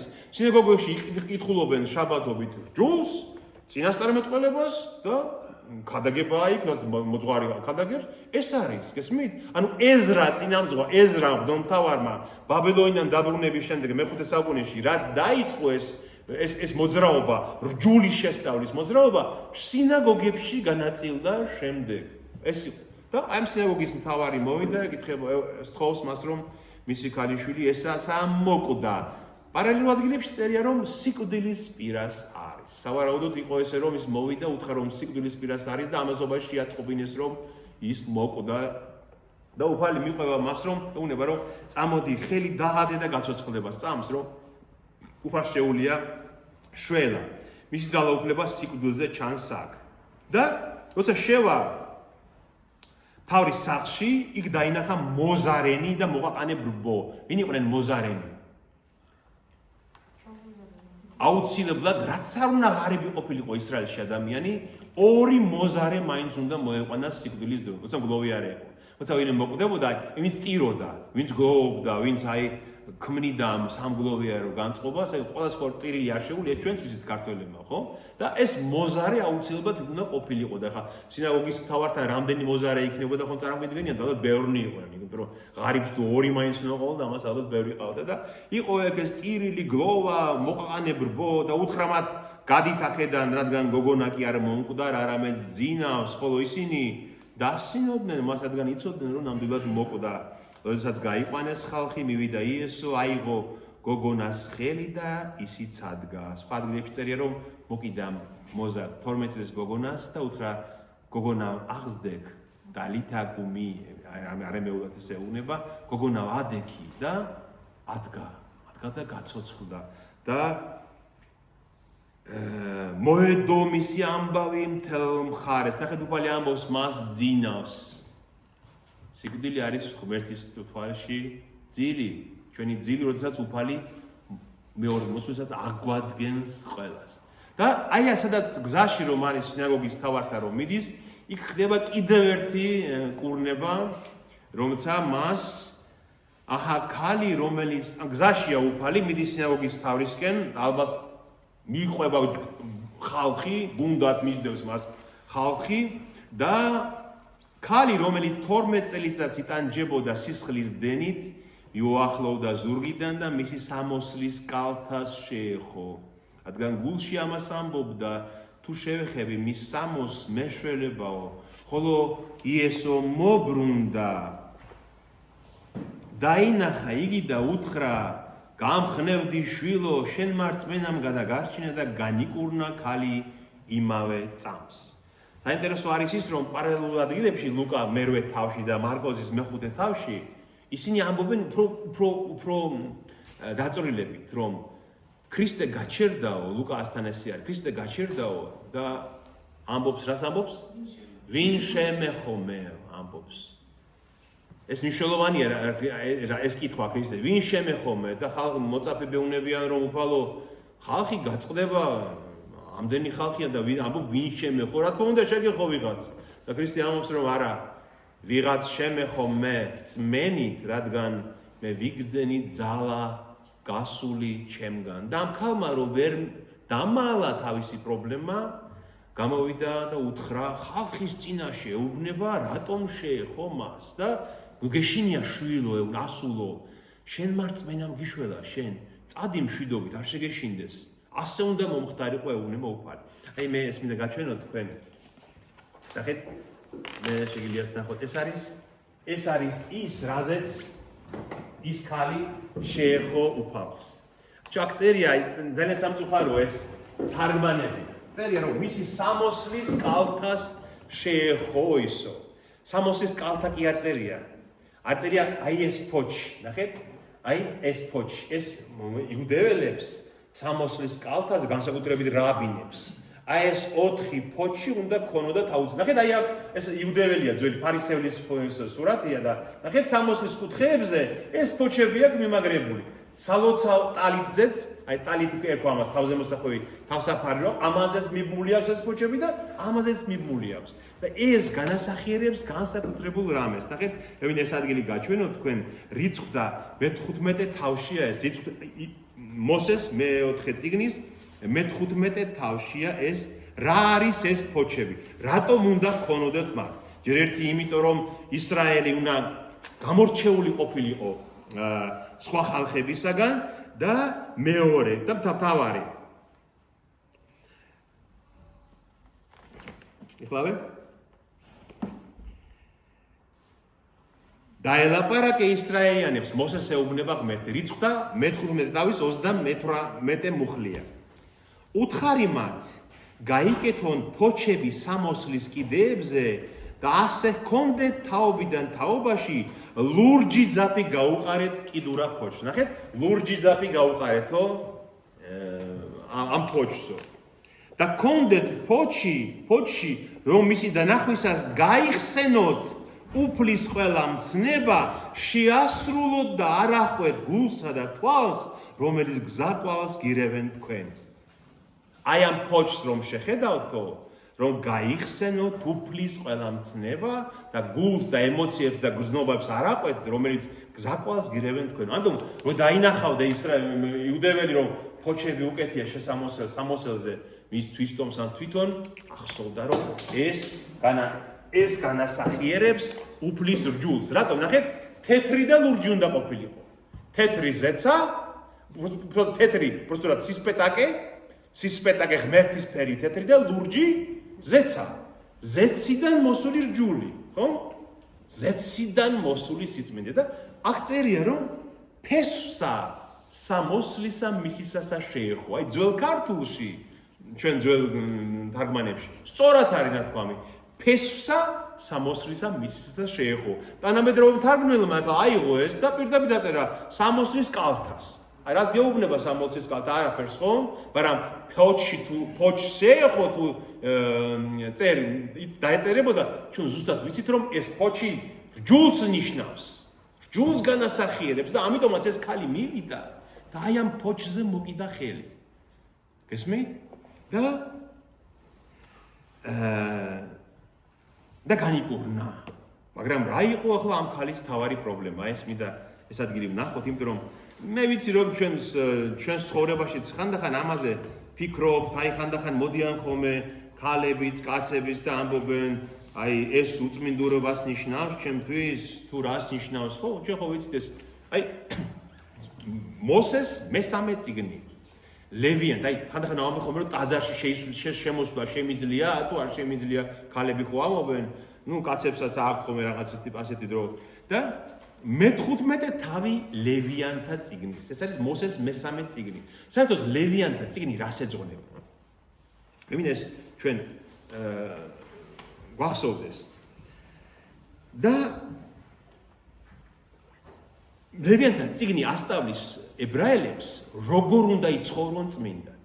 რომ ღმერთი წმინდა და თვითონ როგორ უნდა იყვნენ წმინდები, რომ მათ შეძლონ მსხვერპლის შეწირვა. გესმით, რომ ღმერთის კარავს, რომ ტაძარს რომ მიუახლოვდნენ, როგორები უნდა იყვნენ, რომ იქ შეძლონ შესვლა. იმიტომ რომ აი ჩვენ ამ თავის ბოლოს, აი რაც მე წაკითხოთ, იქ წერია, რომ უთხარი ისრაელიანებს, რომ მოერიდონ უწმინდურობასა, რომ თავიანთ უწმინდურობაში არ დაიხოცონ და არ გაუწმინდურონ ჩემი სავანე, რომელიც მათ შორის არის. ნახეთ? ასწავლის, რომ როგორ იყვნენ წმინდები, რომ არ გაუწმინდურონ ჩემი სავანე, რომელიც მათ შორის არის. მაშინ მომთაბარეთ, როცა მოდიოდან იმას ეხება, რომ ჯერ ტაძარი იყო ხოლმე გასაშლელი სავანე იყო შუაში და გარშემო მათი კარვები, ხო? და ღმერთი ეუბნება, რომ ამ ბანაკში ვინც ხართ, ყველა წმინდა უნდა იყოს, რომ არ გაუწმინდუროთ ჩემი სავანე, რომელიც თქვენ შორის არის. და ეხლა ლევიანთა წიგნის წიგში მოთხრობილი, აი მაგალითად, რა უნდა ჭამონ და რა არ უნდა ჭამონ, ხო? რომელია წმინდა ცხოველი, რომელი უწმინდური ცხოველი. ასევე მაგალითად, მე-12-მე-13 თავებში არის კანის დაავადებაზე, რომ აი თქვათ, მუნი, ქერცლი, ან კეთრი, ან სხვა იმერა კანის დაავადება როგორ უნდა მოიქცეს.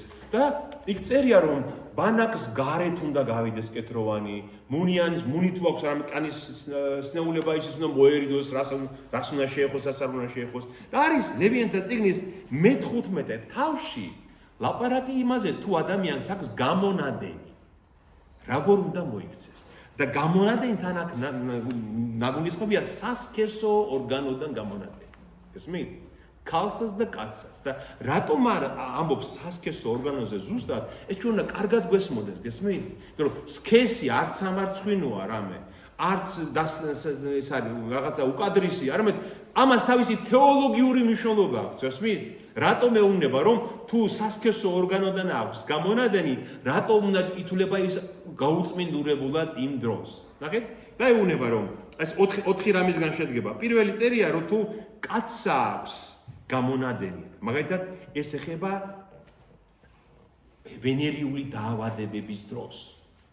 თუ ავადარი ადამიანი და სასქესო ორგანოდან აქვს გამონადენი, აი გონორეას დროს, ტრიპერის დროს, ასეთ რაღაცეების დროს, აი იმ დროს როგორ უნდა მოიქცეს რომ უწმინდურად ითვლება ამ დროს ისე რომ არც უნდა რამეზე დაჯდეს, არც უნდა შეეხოს რამეს, არც უნდა ადამიანს შეეხოს, იმიტომ რომ ნახეთ რა ხდება, არა თვითონ არის, არა მხოლოდ თვითონ არის უწმინდური, არამედ რასაც დაჯდა, შეეხო, ასე უნადირზე არ უნდა დაჯდა, არაფერზე, იმიტომ რომ ყველაფერი გაუწმინდურებულია და რიტუალურად როგორ უნდა განიბანოს, როცა განიკურნება და როგორ ეს ყველაფერი აღწერილია. შემდეგ მეორე ნაწილი ამის არის თუ ვინმეს ექნა სპერმის დენა. მაგალითად, ხომ შეიძლება ხდება ასე, რომ აი კაცებს აქვთ ეს ფუნქცია ორგანიზმში, რომ ხანდახან სპერმა თავისით იცლება, ხო? იმიტომ რომ ეს სჭირდება მის იმას. აი თუ ეს მოხდა, იმ დროსაც გაუწმინდურებულად ითვლება და საღამომდე იქნება გაუწმინდურებული. არ უნდა მიაკაროს სხვა. ასევე სასქესო ურთიერთობის, სქესობრივი ურთიერთობის დროს ქალსა და კაცს შორის თუ მოხდა ეს ამ სპერმის დაღვრა, მაშინაც გაუწმინდურებულად ითვლება. და ბოლოს მეოთხე ნაწილი ამისი, თუ ქალს აქვს სისხლის დენა. ესმით, ეს ჩვენ ზრდასრული ადამიანები ვართ და ეს ყველა ვიცით, აი ხანდახან ამის ცოდნა იმიტომაც არის საჭირო რომ ჩვენ შვილებს, მოზარდ შვილებს ხანდახან სჭირდებათ ახსნა განმარტება ამ საკითხების და შობელს სწორად უნდა ესმოდეს ეს, რომ რატომ ხდება ეს და რატომ არის ეს, ხო? ნახეთ, განსაკუთრებით დელს უნდა ესმოდეს ეს სწორად. თუ ქალს აქვს ეს თავისი ყოველთვიური პერიოდული ციკლის ერთკვირიანი, იმ დროსაც ამბობს, რომ იმ წიდოვანება ქვია ამ დროს, წიდოვანების მდგომარეობაშია და ისიც არ უნდა შეეხოს არც აწოლს, არც ნივთებს, არც სკამს, არც ტანსაცმელს არაფერს და შემდეგ როცა დამთავრდება ეს ციკლი, შემდეგ უნდა რიტუალურად განიმარნოს და ასევე სხერპლი უნდა შეწიროს, ორიც არის გუნდი, სხერპლი შეწიროს ამ გაწმიდავებისთვის.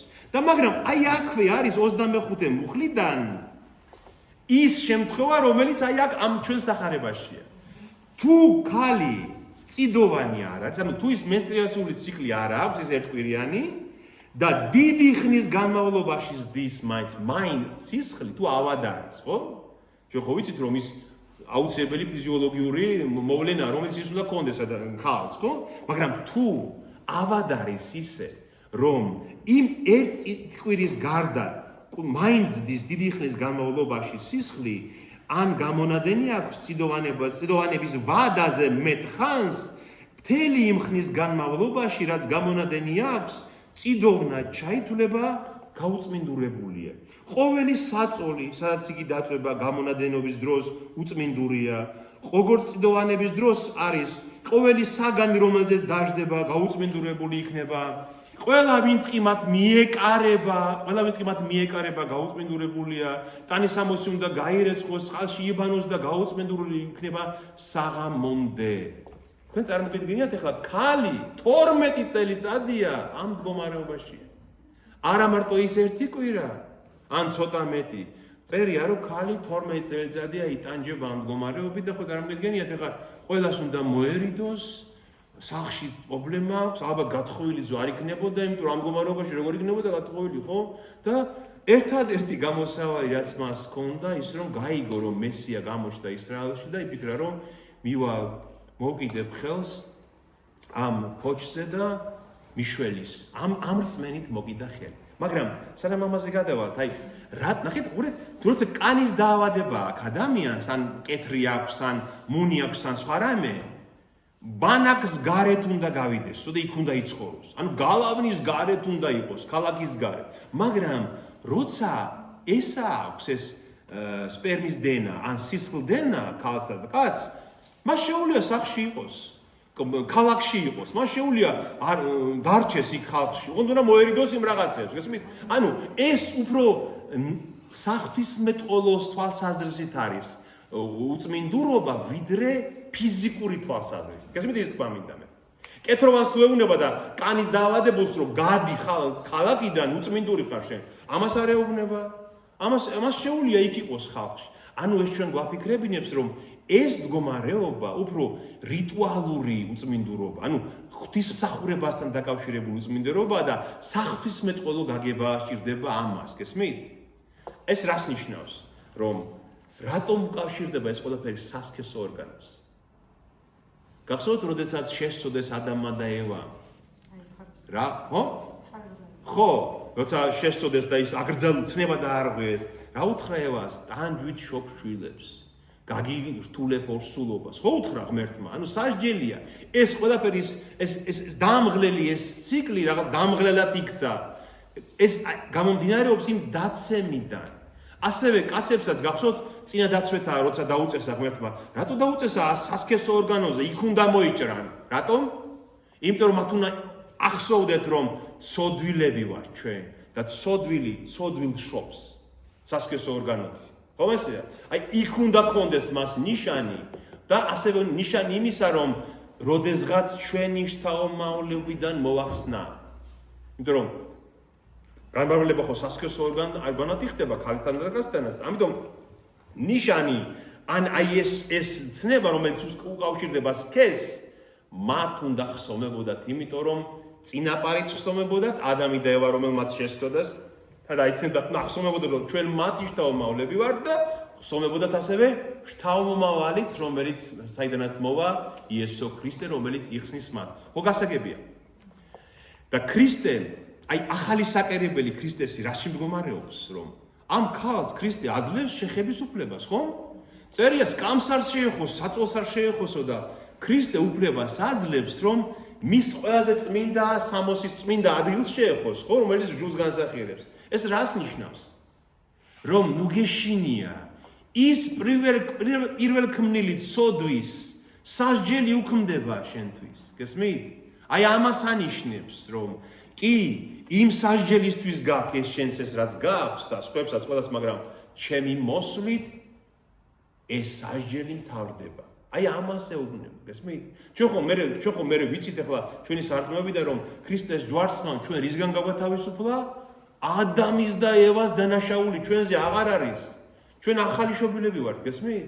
აი ამიტომ ქრისტე ამას ამბობს, აი ეს ახალი საკერებლობა ქრისტესი ამაში მდგომარეობს, რომ მოდი შემეხე და წაიღე კურნება, რადგან შენთვის დამთავრებულია სასჯელი. აი ამას ანიშნებს ამ ქალს, იმიტომ რომ გამხნევდი შვილო ნუგეშინია და ქალმა იმ წუთში იგრძნო რომ განიკურნა და ხალხის წინაშე ათქმევინა ეს მას, იმიტომ რომ ხალხმაც იცოდეს, გაიგოს რომ ეს აღარ არის უწმინდურობა ღვთის წინაშე. ამიტომ დღეს ესეთ პირდაპირ გეტყვით, იმიტომ რომ ახლობლები ხართ ყველა, ქალმა ის აღარ უნდა იკითხოს, ტაძარში შემოვიდეთ თუ არა იმ დროს. არ შეიძლება ამის თქმა. როგორ ქრისტეს თუ შეეხო ის ქალი, შენ ტაძარში მოსულება არა გაქვს? გესმით? ამიტომ მე ყველას ვეუბნებ, ეს უნდა გაიაზროთ და უნდა იცოდეთ, რომ ტაძარში შეგიძლია შემოსვლა, ლოცვად შეგიძლია, სანთლისანთებად შეგიძლია. უბრალოდ ყველას ვეუბნებ ხოლმე, თუ შენ თვითონ ისე გრძნობ თავს, რომ არ გინდა, შეგიძლია არ გააკეთო. მაგრამ აი ეს გაუწმინდურების პერიოდი აღარ არსებობს ეს. რომ ჩვენ იმ დანაშაულიდან თავისუფლები ვართ. გესმით? იმიტომ რომ არ ესმით. იმიტომ რომ საქართველოში არ ესმით. ის რაც ბატონო აკეთებენ, მაგრამ ის მშობიარობის შემდეგი პერიოდი არის ჩვეულებრივი ფიზიოლოგიური პერიოდი. როცა 40 დღე ქალს თვითონ მშობიარობის შემდეგ არც სრული აქვს და რაღაც პროცესები კიდევ მიმდინარეობს, ხომ? მართლაც რაღაც პროცესები რომ დაისვენოს, უნდა ბოლომდე მოშუშდეს, ხომ ასეა? მაგრამ ნამშობიარები დედა უწმინდური არ არის ამ გაგები. საღვთისმეტყველო თეოლოგიურ თვალსაზრისით ნამშობიარები დედა უწმინდური არ არის. ეს არის ტაძარში მოყანების ლოცვა. ტაძარში მოყანების ლოცვა, გესმით? ტაძარში შემოსვლის ლოცვა. რო პირველად მოვიდა ტაძარში და ბატონო? ბავშვის და დედისთვისაც, ხომ? რომ მოვიდნენ ტაძარში ისინი, კი. მაგრამ აი ეს დანაშაული რაც სასქესო ორგანოსთან იყო დაკავშირებული, აღარ არსებობს. თქვენ თვითონ გულში რო იხედებით, ასე არ ფიქრობთ? მე ბევრ ქალს ვთქვია ჩემთვის რომ რატო ვარ მე უწმინდური? როგორ ღვთის წინაშე გავაჩინე ჯვარდაწერილი ისა ვარ, ცოლქმარი ვარ.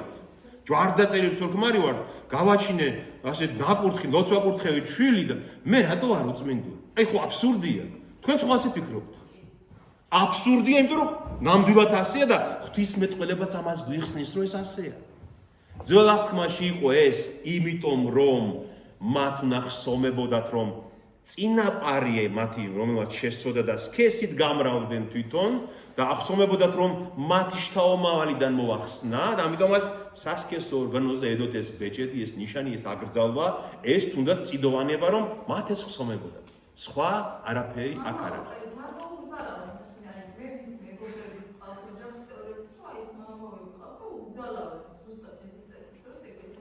იმიტომ რომ არ ესმით, იმიტომ რომ ერთადერთი პასუხი, იმიტომ რომ არ ესმით, რას ნიშნავს სინამდვილეში ეს.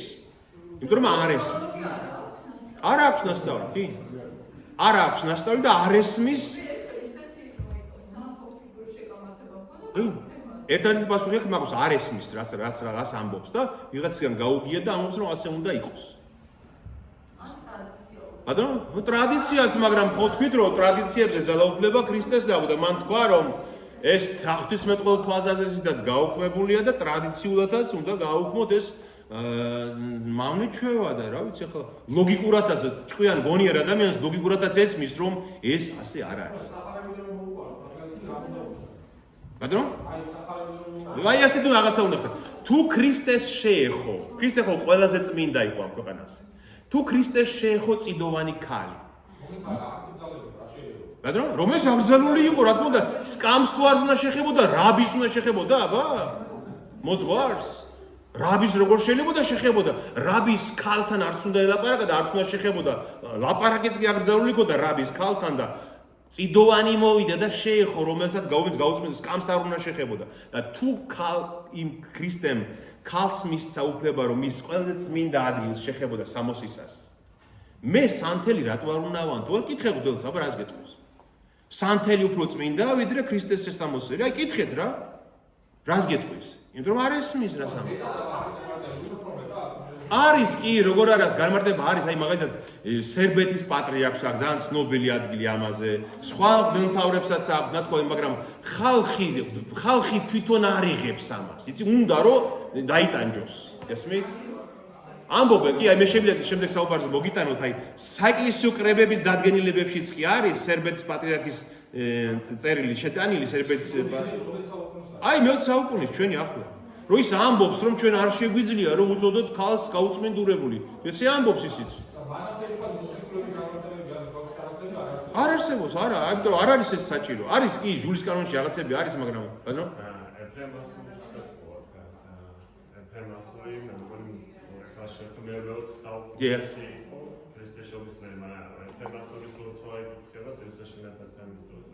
კი არის.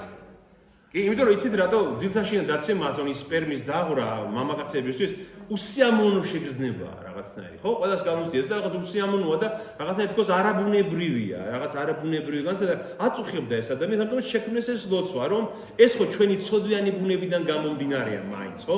ხომ ესეა? და ამიტომ ეს ლოცვა შეიქმნა, მაგრამ უწმინდურებასთან ამას კავშირი არ აქვს. უწმინდური არ შეიძლება ეწოდოს ადამიანს. აი ამ გაგებით თვალსაზრისით, რომ მოერიდოს იმას, მოერიდოს ამას, ქვეყნის შეწიროს განწმენდის ცოდვის, ეს დამთავრებული. ეს დამთავრებული, ხო? იოლა კონკრეტულად ეს რომ თუ ერის კაცი შემთხვევაში შეიძლება უნდა დაიკითხოს ეს და ეს ლოცვა გააკეთოს 50 შეტანია. არ უნდა მიახლოს სეპისკვერს, არ უნდა ეზიაროს. ზიარების გადადებაც მოახსოვს, იცი რა, ეს არის ნარჩენები, რომელიც ძველი აღთქმიდან გამოყვა ადამიანებს, ნარჩენებია ძველი გამოყვა ადამიანებს, რომელიც თვითონ ადამიანებმა ვერ გათავისუფლდნენ თიან ამისაგან, გესმის? შეიძლება ეგ ლოცვები იმიტომ შეიქმნა ყველაფერი, რომ ადამიანებს თვითონ აწუხებდეს ეს, რომ ეს გაუთვალისწინებლად მოულოდნელად ხდება მათ ცხოვრებაში, ხო? აი მაგალითად რაღაცნაირად აი აწუხებდა, ამიტომ ეს ლოცვა შეიქმნა რაღაც, მაგრამ გაუწმინდურებული ამ თვალსაზრისით, მე ამის თქმა მინდა, ამ თვალსაზრისით, რაც ჯულში იყო გაუწმინდურებული, დღეს არ შეიძლება ეწოდოს ადამიანს. აი ღვთელს რო შეემთხვას მაგალითად ღამძილში დაცემა, წირვა არ უნდა ჩაატაროს? აი თქვათ შეემთხვას ის დაცემა და მხოლოდ თვითონ არის ღვთელი იქ და აუცილებლად საჭიროა, როგორ ჯობია, არ ჩაატაროს თუ ჩაატაროს. ეს გონია რომ უნდა ჩნდეს და რა ზიმჯერ. ბატონო?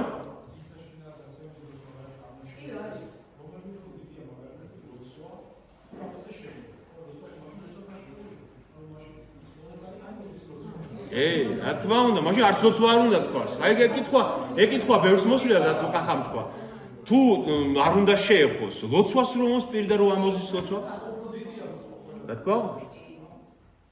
აი ეს უნდა გავიგო. რატომ ვერ შეიცვალა ეს კითხვა და ეს რატომ ვერ შეიცვალა ეს ბოლომდე? იმიტომ რომ თვითონ ადამიანები ვერ თავისუფლდებენ ამ კომპლექსისგან. აი ეს არის მეტი არაფერი. თვითონ ადამიანები ამ კომპლექსისგან ვერ თავისუფლდებენ. აი ქალებსაც ძალიან აწუხებთ ეს და უნდა და აი ჩვენ უხსნით ხოლმე, მაგრამ მოდიან და მაინც გეუნებიან. აი მე უწმინდური ვარ და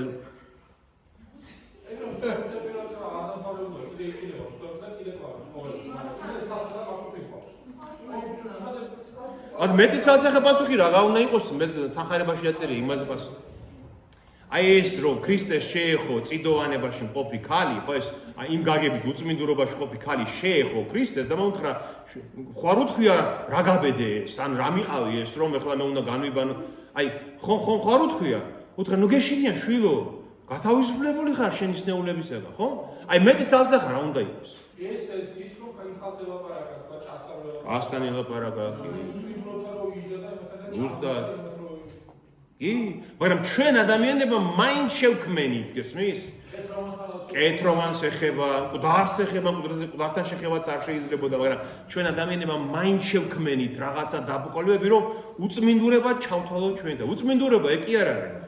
უწმინდურობა ისაა, როცა ბოროტებას გაივლებ გულში, ვიღაცას ბოროტებას გაუკეთებ და არა, როცა სხეულის რაღაცა ფუნქცია ხორციელდება შენს თავში, ხო ესე? ვიცით რა, ასე ვიფიქროთ ჩვენ, ვისაც უნდა ამის გაგება გაიგებს, ვისაც არ უნდა ისე ჩათვლის თავს რომ უწმინდურია და იქ ავიცა, აბა რა.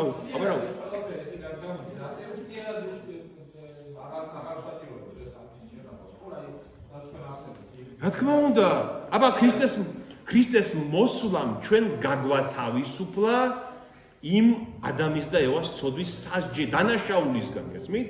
დანაშაულისგან, აი ძველ აღთქმაშია ჩვენ ხო თქვით ტაძარში მსხვერპლი იწერებოდა.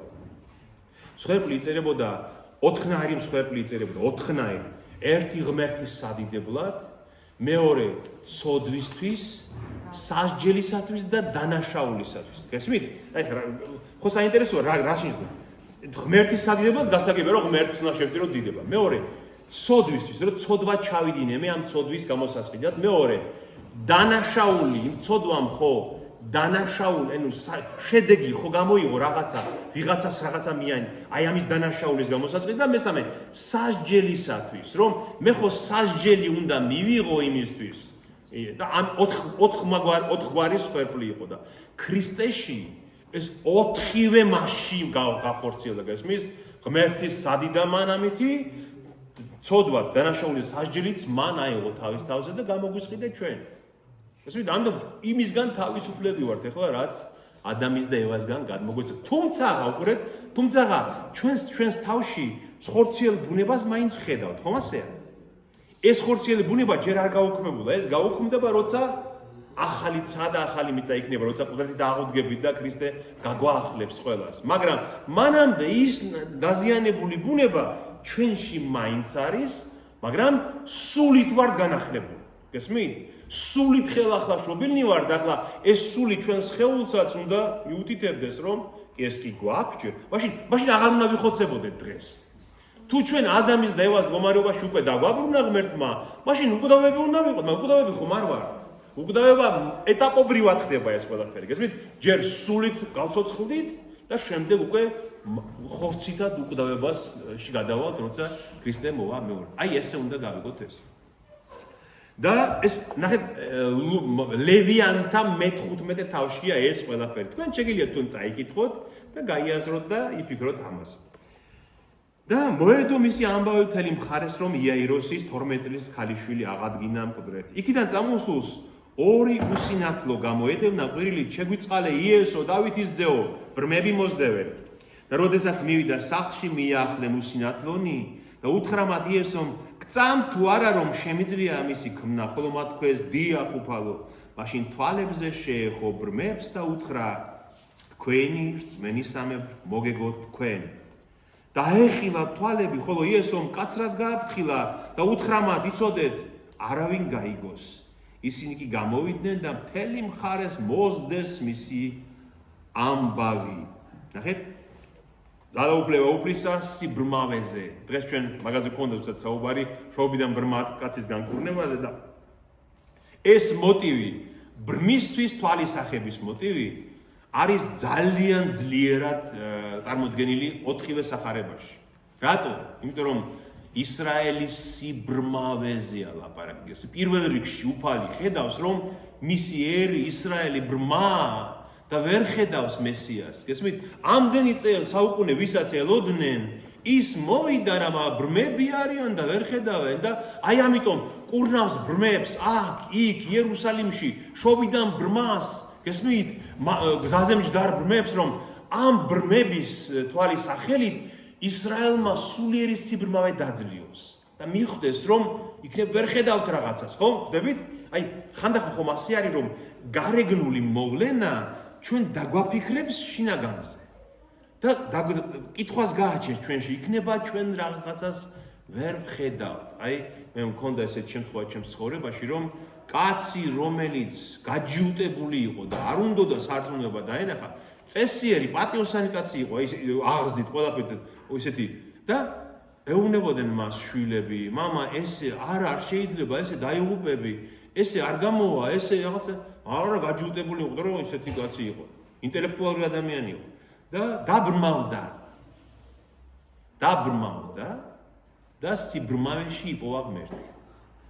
ეს ნამდვილი ამბავია, ამ ამბავს გეუბნები. ბოლო 3-4 წელიწადი აბსოლუტურ სიბრმავეში გაატარა და ამ სიცოცხლის ბოლოს ამ სიბრმავეში მან იპოვა ღმერთი და შვილები მე ამბობდნენ ხოლმე, რომ შევიხედავთ მის ოთახშიო და ეს ბრმა კაცი იცოდა ხატების საათი იყო, იდგა და ლოცულობდა. გესმით? და ყველას მე ეუბნებოდა, რომ აი ამას როგორ ვერ ხედავდი, იმას როგორ ვერ ხედავდი, ამას როგორ ვერ ვამჩნევდი. ბრმა დაიწყო ხედვა იმისი, რასაც მანამდე ვერ ხედავდა. გესმით?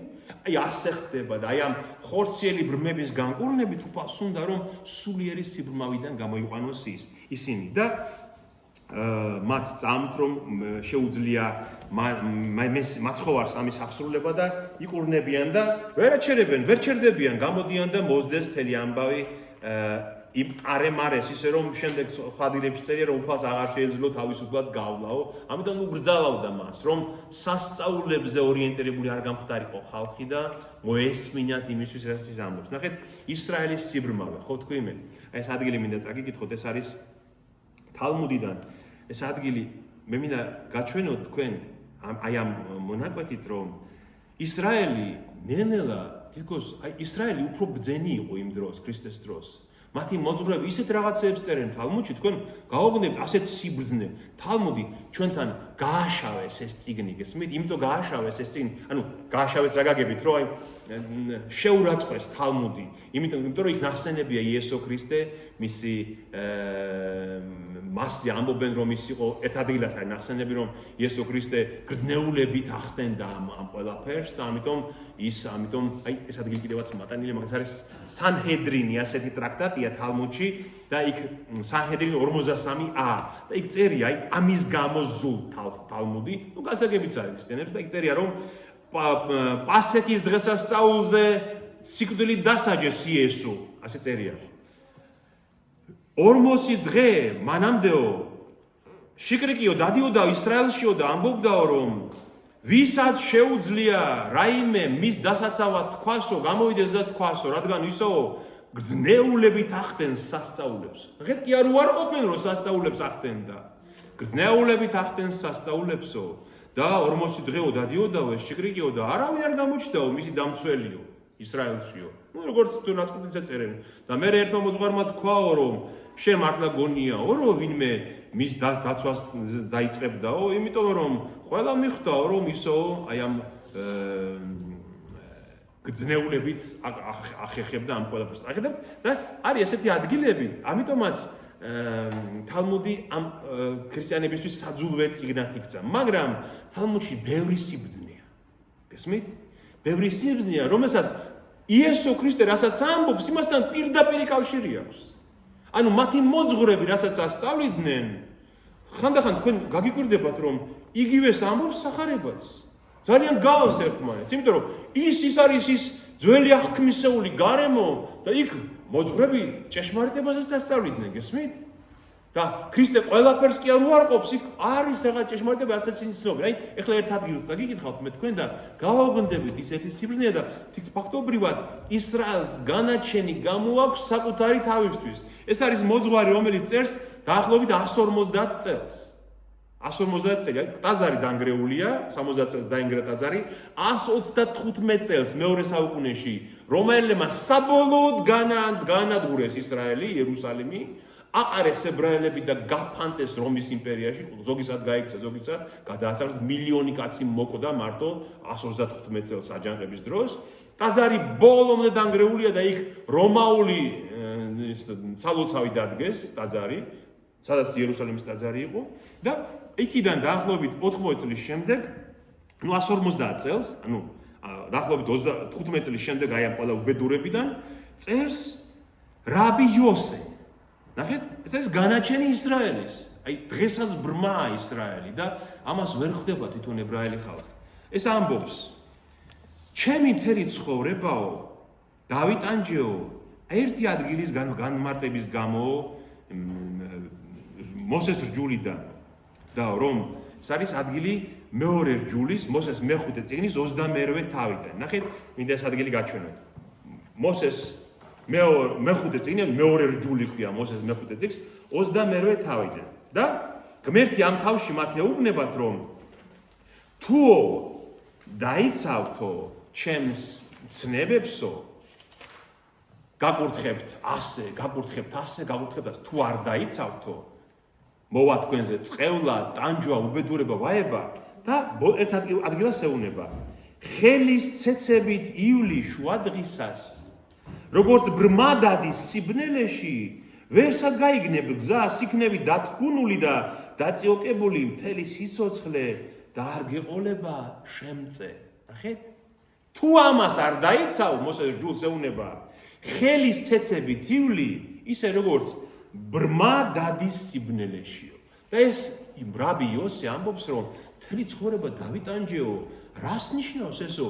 ბრმა აცეცებს, ხელის ცეცებით დადისო ბრმა სიბნელეში. ბრმა დადის სიბნელეში და ხელს აცეცებს და ფიქრობდიო, რომ ბრმისთვის რა მნიშვნელობა აქვს, დღე დადის თუ ღამე დადის?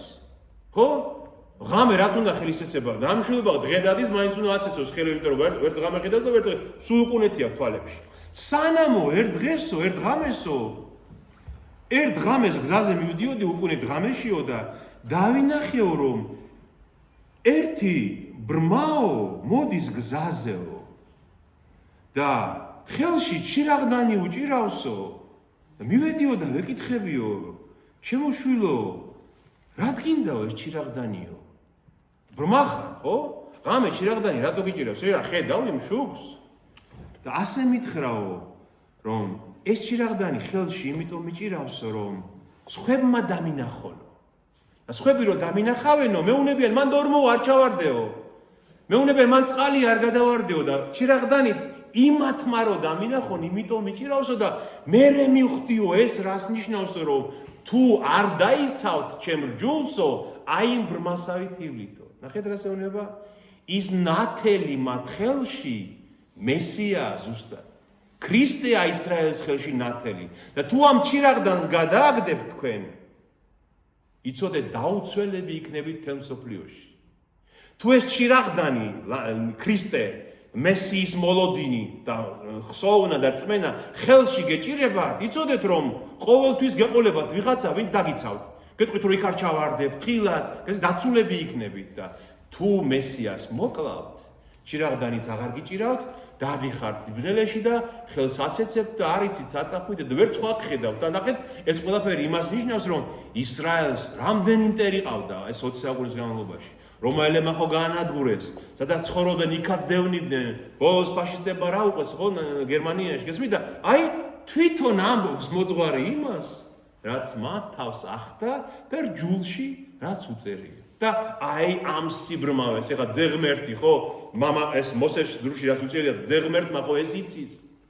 და ძეღმერთმა იცის რომ ისრაელი როცა მოკლავს მესიას ამ ჩირაღდანს დაკარგავს და ვერავინ ვეღარ დაიცავს მას და განადგურდება ყველაფერი და ამიტომაც გახსოვთ ზეთისხილის მთაზე რო ზის და უყურებს იერუსალიმის ტაძარს და ეუნება ყველაფერი დაინგრევა, ყველაფერი განადგურდება და შემდეგ ეუნება მათ რომ დაინახავთ იერუსალიმის გარშემორტყმულს, გაიქეცით, აღარ დაელოდოთ, იმიტომ რომ უბედურებაა მოსული, ხო? აი იმაზე ეუნება, რაც მათ თავს მოხდება შემდეგ და დღემდე მე-20 საუკუნემდე გრძელდებოდა ეს, ხო? და ახლა ისრაელი დაბრუნდა თავის მიწაზე. ხელში ჩირაღდანი მაინც არ უჭირავს. მაინც არ სწამს მას ჯერ თავისი მაცხოვარი მესია, მეშიახი არ სწამს ქრისტე. მაგრამ იმ მიწაზე დააბრუნა ღმერთმა, რატომ დააბრუნა? რომ ახლოს არის მეორედ მოსვლა მას. და როცა მეორედ მოვა უფალი, იქ უნდა დახვდეს მას ისრაელი. რადგან ისრაელიდან ნატამალი ისრაელი, ნაწილი უნდა გადარჩეს, როგორც ნაწილასწარმეტყველები. გესმით? აი ამიტომ დაბრუნდნენ ისრაელში და ნახეთ კი დაბრუნდნენ, მაგრამ ჩირაღდანი ხელში რო არ უჭირავ, გარშემო სუნტრები ყავთ. მთელი ეს ისლამური სამყარო ლამობს მათ განადგურებას და ეს იარაღი რო არ ქონდეთ, რაც მათ აქვთ, ეხლა ისრაელმა განადგურებდნენ, მაგრამ ღმერთის ხელი ამ გაგებით იცავს მათ, რომ ისრაელი იქ უნდა იყოს, როცა მოვა იესო ქრისტე. ხო, აი ძალიან საინტერესო ადგილია ეს თალმუდიდან რასაც ამბობს მათი ერთ-ერთი მოძღვარი. ამიტომაც, იცით, არც ერთი წიგნის სიძულვილი არ შეიძლება. ეს ამას გვასწავლის. ყველა წიგნში შეიძლება რაღაცა სიბრძნე იყოს, ამიტომ ყველა წიგნის საკითხვა შეიძლება და ყველა წიგნიდან შეგში უნდა ვეძებოთ სიბრძნე. და შემდეგ ცოტაღა დაგვრჩა და მოსდეს მთელი ამბავი, ხოლო გამოსვლისთანავე მიგვარეს მას ერთი კაცი მუნჯი და ეშმაკეული, როცა ეშმაკი განდევნილ იქნა, მუნჯმა ენა მოიდგა, უკვირდა ხალხს და ამბობდა, არ მოსწრებია ისრაელს ამგვარი რამე, ხოლო ფარისეველნი ამბობდნენ, ეშმაკის მთავრის შეწევნით აძევებთო ეშმაკს.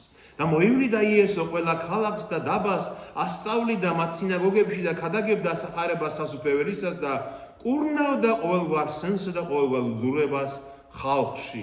ნახეთ, მუნჯი ეშმაკეული მოუყვანეს კაცი, რომელიც დემონით არის შეპყრობილი, ეშმაკეულია და მუნჯია, თან ვერ ლაპარაკობს. ძიმე, უმძიმე შემთხვევა რატომ? იმიტომ რომ გახსოვთ ქრისტე რომ ეკითხება მას ერთ-ერთ ეშმაკეულს, რა არის შენი სახელი? ლეგიონი ეუნება. ასეთი იყო განდევნა ეშმაკის წესი, რომ ძალა ვისაც ჰქონდა ეშმაკის განდევნის ექსორციზმი, ეკითხება რა არის, ვინ ახარ შენსა, ვინაა შესული შენში და ეს ამბობს რაღაც სახელს ამბობს დემონის რომელსაც და უბრძანებს მას ღმერთის სახელი ინკურნება. მუნჯია კაცი.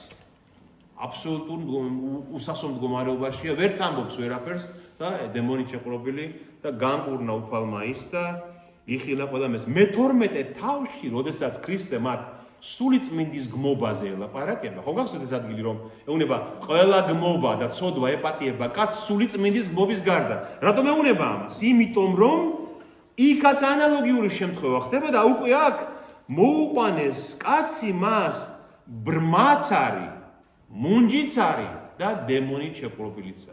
ესმით? წარმოუდგენელ უბედურებაშია კაცი, ვერც ლაპარაკობს, ვერც ხედავს, სიბრუკუნშია თვალებით და თან ეშმაკეულია და მასაც კურნავს უფარი და რო განკურნავს, იქაც ამბობენ რომ ეშმაკის თავრი, ეშმაკთა მთავრის ბელზებულის შეწევნით ამ ახერხებსო ამას. აი, ისაც ჩვენ წავიკითხეთ. ხო, ნახეთ ქრისტეს თალმუდში რო წერია, რომ ბრძნეულებას ჩადიოდაო ისრაელში. ჯადოქრობდაო. აი ეს ცილის წამებაა, ზუსტად რაც სახარებაში აღწერილი. ნახეთ, აი თუნდაც აი მე რო თქვი წიგნებზე. აი თალმუდის წაკითხვა ამითით სასარგებლოა, რომ ჩვენ დავრწმუნდეთ იმის წეშმარიტებაში, რაც სახარებაშია ნათქვამი. ნახეთ, აი ეს ბელზებული რა იყო? ეს არის მესამე მეფეთა წიგნის პირველ თავშია, ნახეთ. მოდიში, მეოთხე მეფეთა წიგნის პირველ თავშია, მეოთხე მეფეთა წიგნის ძველ აღთქმაში.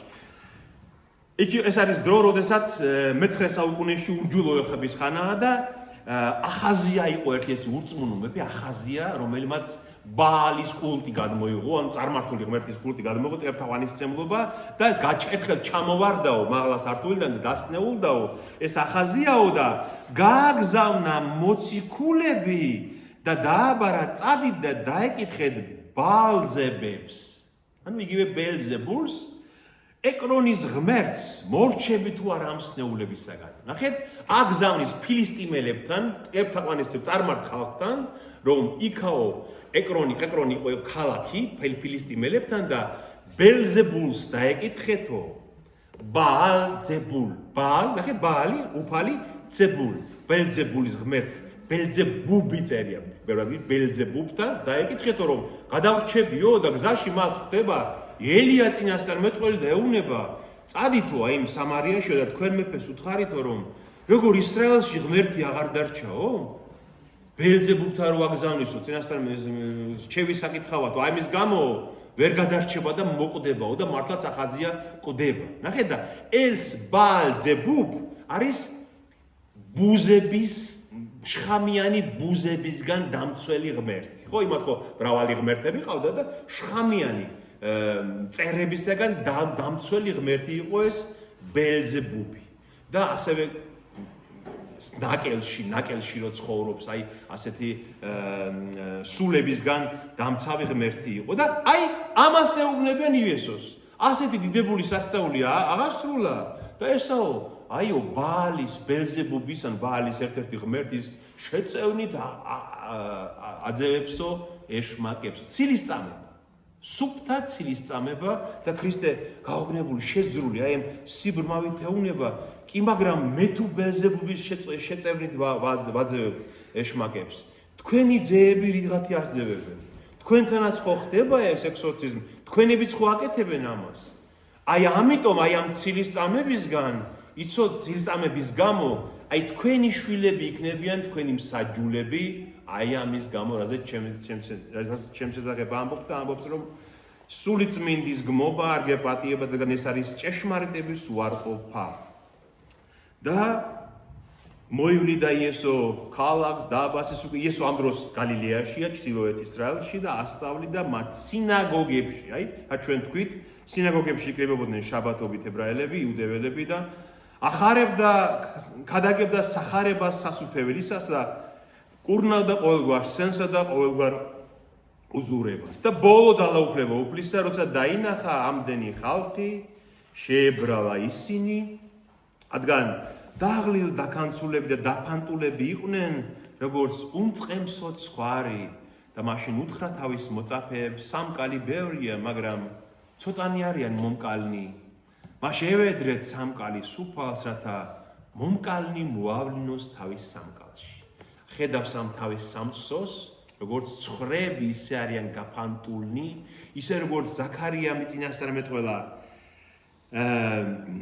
ძველ აღთქმაში რომ უფალი ამბობს რომ ჩემი მწყემსები ძარცვავენ ჩემ ცხვარს. ნახეთ, ეს არის ზაქარია წინასწარმეტყველის ბავე გაჩვენოთ ეს აგარი ზაქარია წინასწარმეტყველის წიგნის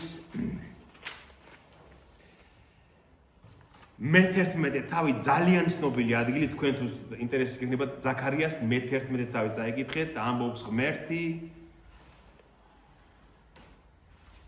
გაისმა მწყემსთა ვალალების ხმა რადგან გაიძარცვა მათი მშვენება გაიძარცვა იორდანის დიდება ასე ამბობს უფალი ღმერთი დამწყზე და საკალევად განწერული ცხვარი თავის მესიას ეუნება თავის ძეს ეუნება ღმერთი წინასწარმეტყველებს დამწყზე და საკალევად განწერული ცხვარი ქრისტემ ვინც დაინახა რომ გაფანტულებ დაღლე დაქანცულები ესენი იყვნენ დასაკალავად განწერული მისი ცხრები რადგან ყიდველნი რომ ხოცავენ განუკითხავად და მათი გამყიდველნი კი ამბობენ კურთხეულია უფალი გაუმდიდრდით მათი მწყემსებიც არინდობენ მათ ის ვისაც ჩაბარებული ყავს ეს ცხვარი ანუ მათი მწყემსები არიან წიგნობრები ფარისევლები სადუკევლები არინდობენ ამ ცხრებს და ამბობენ რომ გაუმდიდრდით რა კარგია მოვაქვთ შესაწერი, სწირავენ ტაძარს, უმდიდრესი ხალხი იყო ეს სადუკეველები, სინედრიონში ვინც იყვნენ, წამყვანი ძალა და ამბობენო,